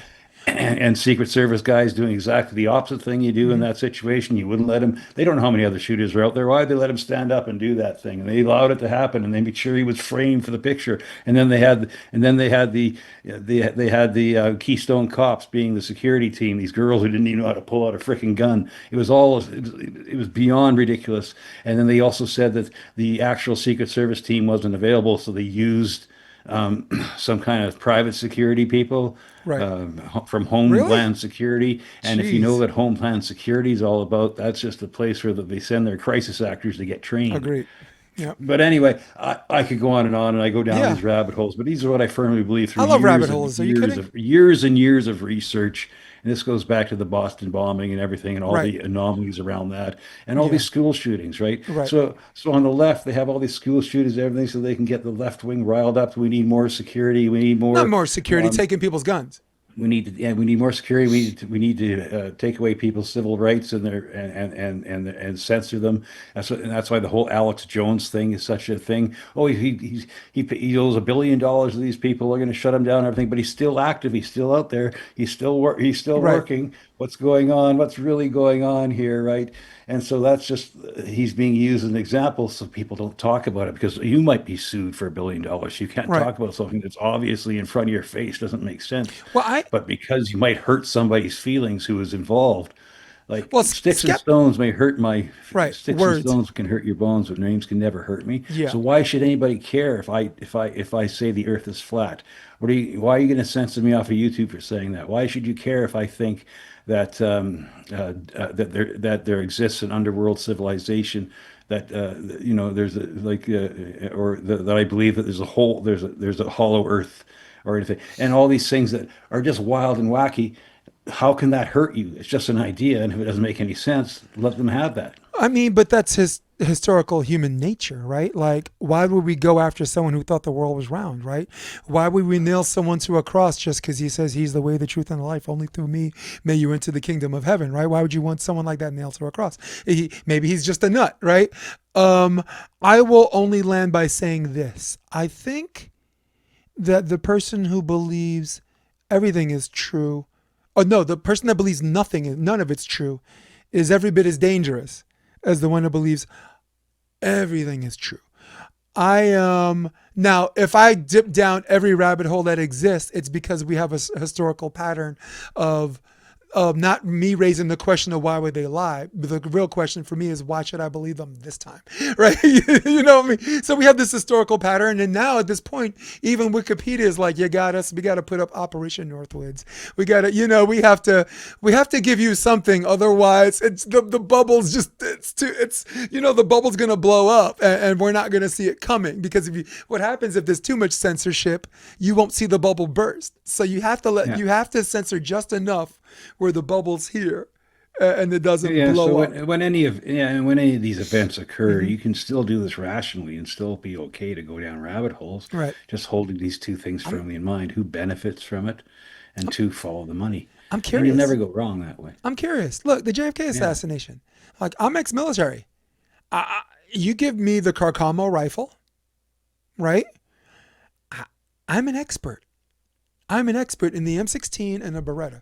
Now, these are semi-automatics. The Beretta's well, the M16 has 3-round burst. The A2 is 3-round burst, and the A1 is like automatic, but they have a semi-automatic function. And I can shoot something from 300 meters, because in order to get an expert badge, you have to hit that 300 meter all 3 times or twice.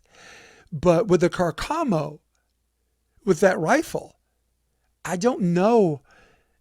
For me, the first shot would be the most accurate one, because the car's coming at you and the target's getting bigger. This is okay. I will speak as an expert now.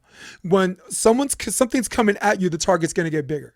When something's going this way, that way, the target gets smaller. So most experts, and I speak for most experts, when I say the first shot is the most accurate.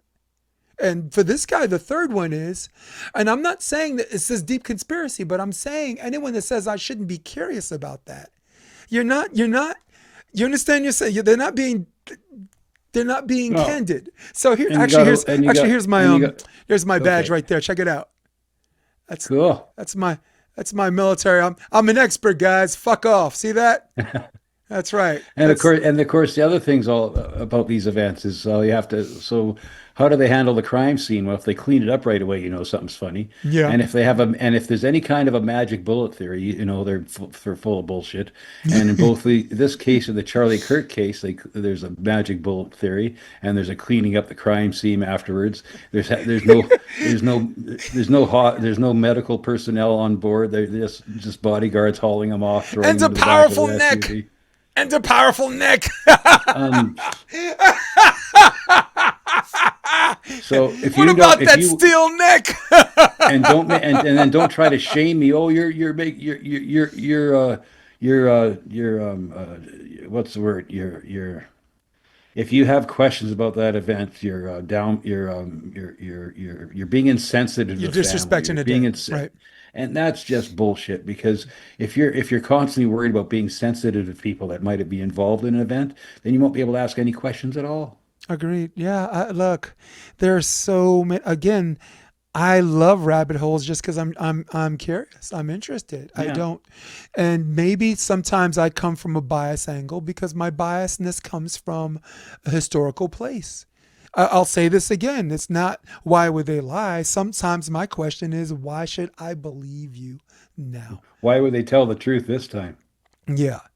Hey, we got about like 6 more minutes, but since I'm editing this and we're getting our money's worth, I wanted to play a video of a guy in a lab coat. Ladies and gentlemen, I give you Peter Hotez. One of the things that we're not hearing a lot about is the unique potential safety problem of coronavirus vaccines. And then something changed. Any vaccine released by emergency use authorization by the FDA is an outstanding vaccine. J&J's vaccine has a risk of life-threatening blood clots. When you hear the beep, that's the sound of safety. So don't overthink it. They're both really good. They're all really good vaccines. Get vaccinated now. You gotta call now. If you wait, it's going to be really too late to protect your child. If this was your child, what happens next could make it the worst day of your life. So even though COVID poses zero threat to healthy children, vaccinate your children. Do the right thing. Be safe and not sorry. I'm strongly recommending for adolescents to get their 2 doses of vaccine and fully immunized after those 2 doses. Advanced technology that can help save lives. This is going to be a long-lasting vaccine. A long-lasting vaccine. A few moments later. We're seeing that 2 doses is not holding up well for emergency room visits. It's not holding up well for hospitalizations. Here we go again. Everyone's going to need a booster. You need that 3rd immunization. Triple the amount. Get that 3rd immunization. The 2 mRNA vaccines were always a 3-dose vaccine. The 2 mRNA vaccines were always a 3-dose vaccine. I've always said this is a 3-dose vaccine. I've always said this is a 3-dose vaccine. This is a 3-dose vaccine. But I'm not done yet. That 3rd immunization. The problem is It's not holding up. So we may have to look at sort of innovative solutions. Oh, God, not this again. A fourth immunization, just to keep them going, to keep the country going. We have to consider some out of the box things. A fourth immunization. A fourth immunization. Get that second boost. A second boost to keep the country going. I've made that recommendation. A fourth immunization. But I'm still not done. One semester later. Unfortunately, the numbers are starting to trend up again. So the hospitalizations are up. And so the most important message that I have this morning is get your new bivalent booster. Willie and Lise were saying they got their booster, and I was like, oh, I need to get mine. And then I found out they're talking about the third shot.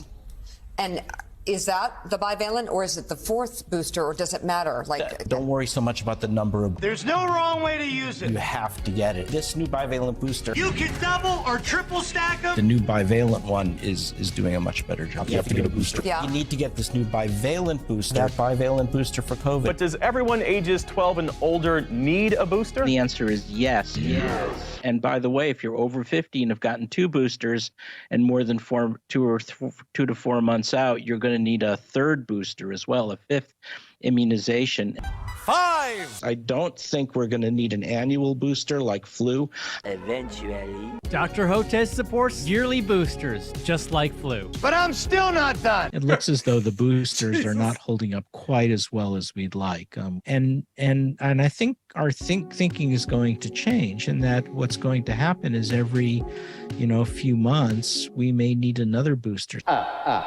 Perfect results each and every time. We just could not overcome that massive disinformation campaign, these fake concepts of herd immunity and discrediting masks. Well, Dr. Hotez, you are a national treasure. It is picking off young people like we've never seen. Dr. Peter Hotez, that was extremely informative. Disinformation that you're hearing, that kids are fine, it's nonsense. Kids need to get that vaccination. You healthcare workers have been our saviors. Watch out for that misinformation. Dr. Peter Hotez is probably one of the smartest people on this topic. If you haven't gotten your 5 and ups vaccinated yet, now's the time to do that. Dr. Peter Hotez, thank you for saving the world. It also Oh God, no. Sorry, I had enough.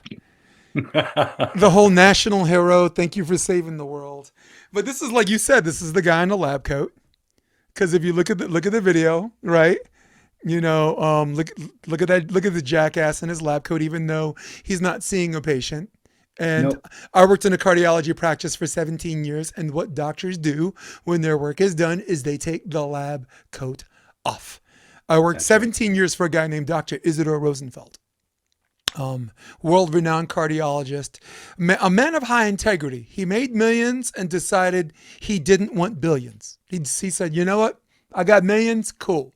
And what he did was he started writing books, Roosevelt's Guide to Alternative Medicine, Power to the Patient, that's a bestseller, about your rights as patients. Doctor, what should I eat?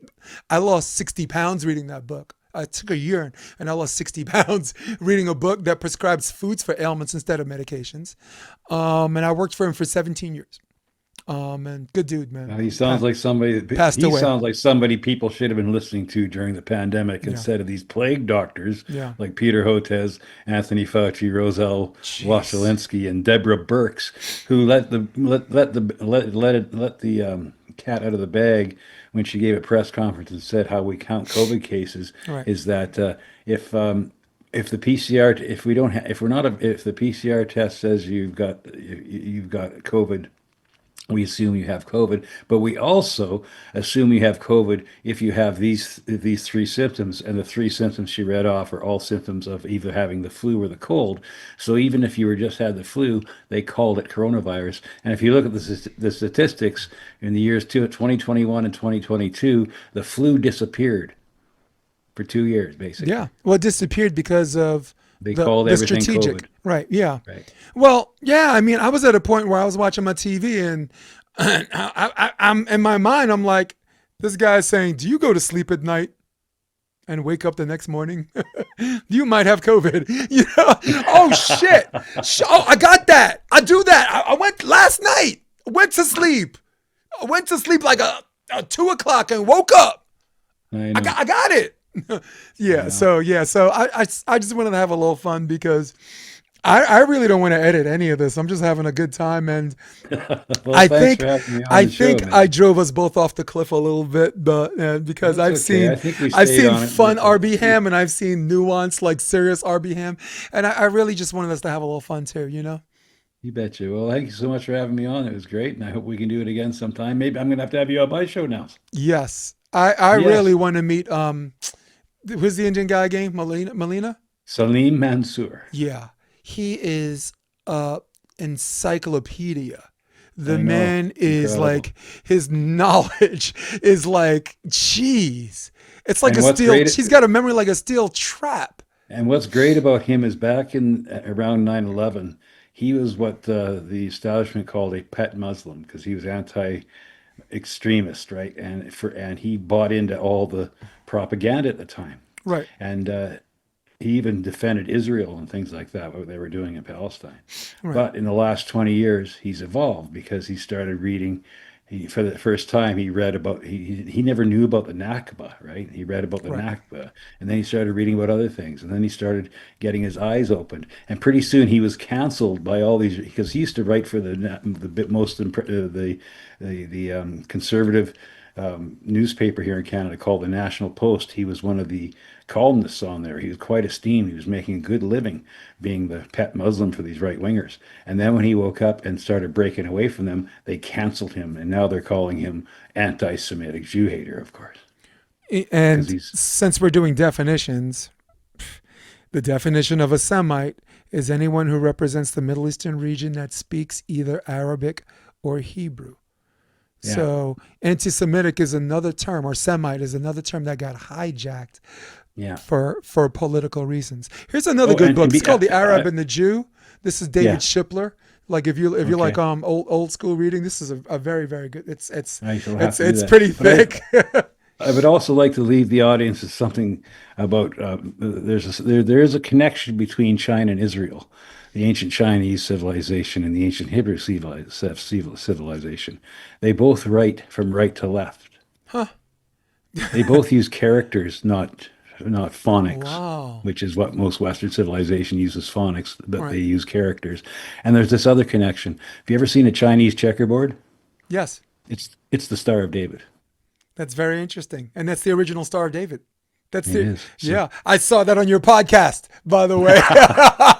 I'm a fan. Right on. But I from my end, I would also like to let everybody know that every Israel prime minister from 1948 to the present, all of them except 3, their father was from Ukraine. Well, there you go. It's all They're you all, people. they're all, tell them about last names before we go, right? Like, okay, always have to is they Netanyahu change his it. last name? Milikowski. Benjamin Milikowski. Yeah, now so his- they have to change their Right. names from where they were born in Poland or whatever, Right. in the United States, or whatever. yeah, They his change their last roots are names. Poland. Yeah, and so they change their last name to something that sounds more Hebrew sounding, so they can actually pretend that they're from that land, but they were born elsewhere. And what really has always bothered me, and I remember it was a Jewish person. I think it was either Max Blumenthal or Aaron Malte. He said it's very diabolical that somebody who was born in Brooklyn can go over to Jerusalem and claim that he has more right to be there than somebody who was born there.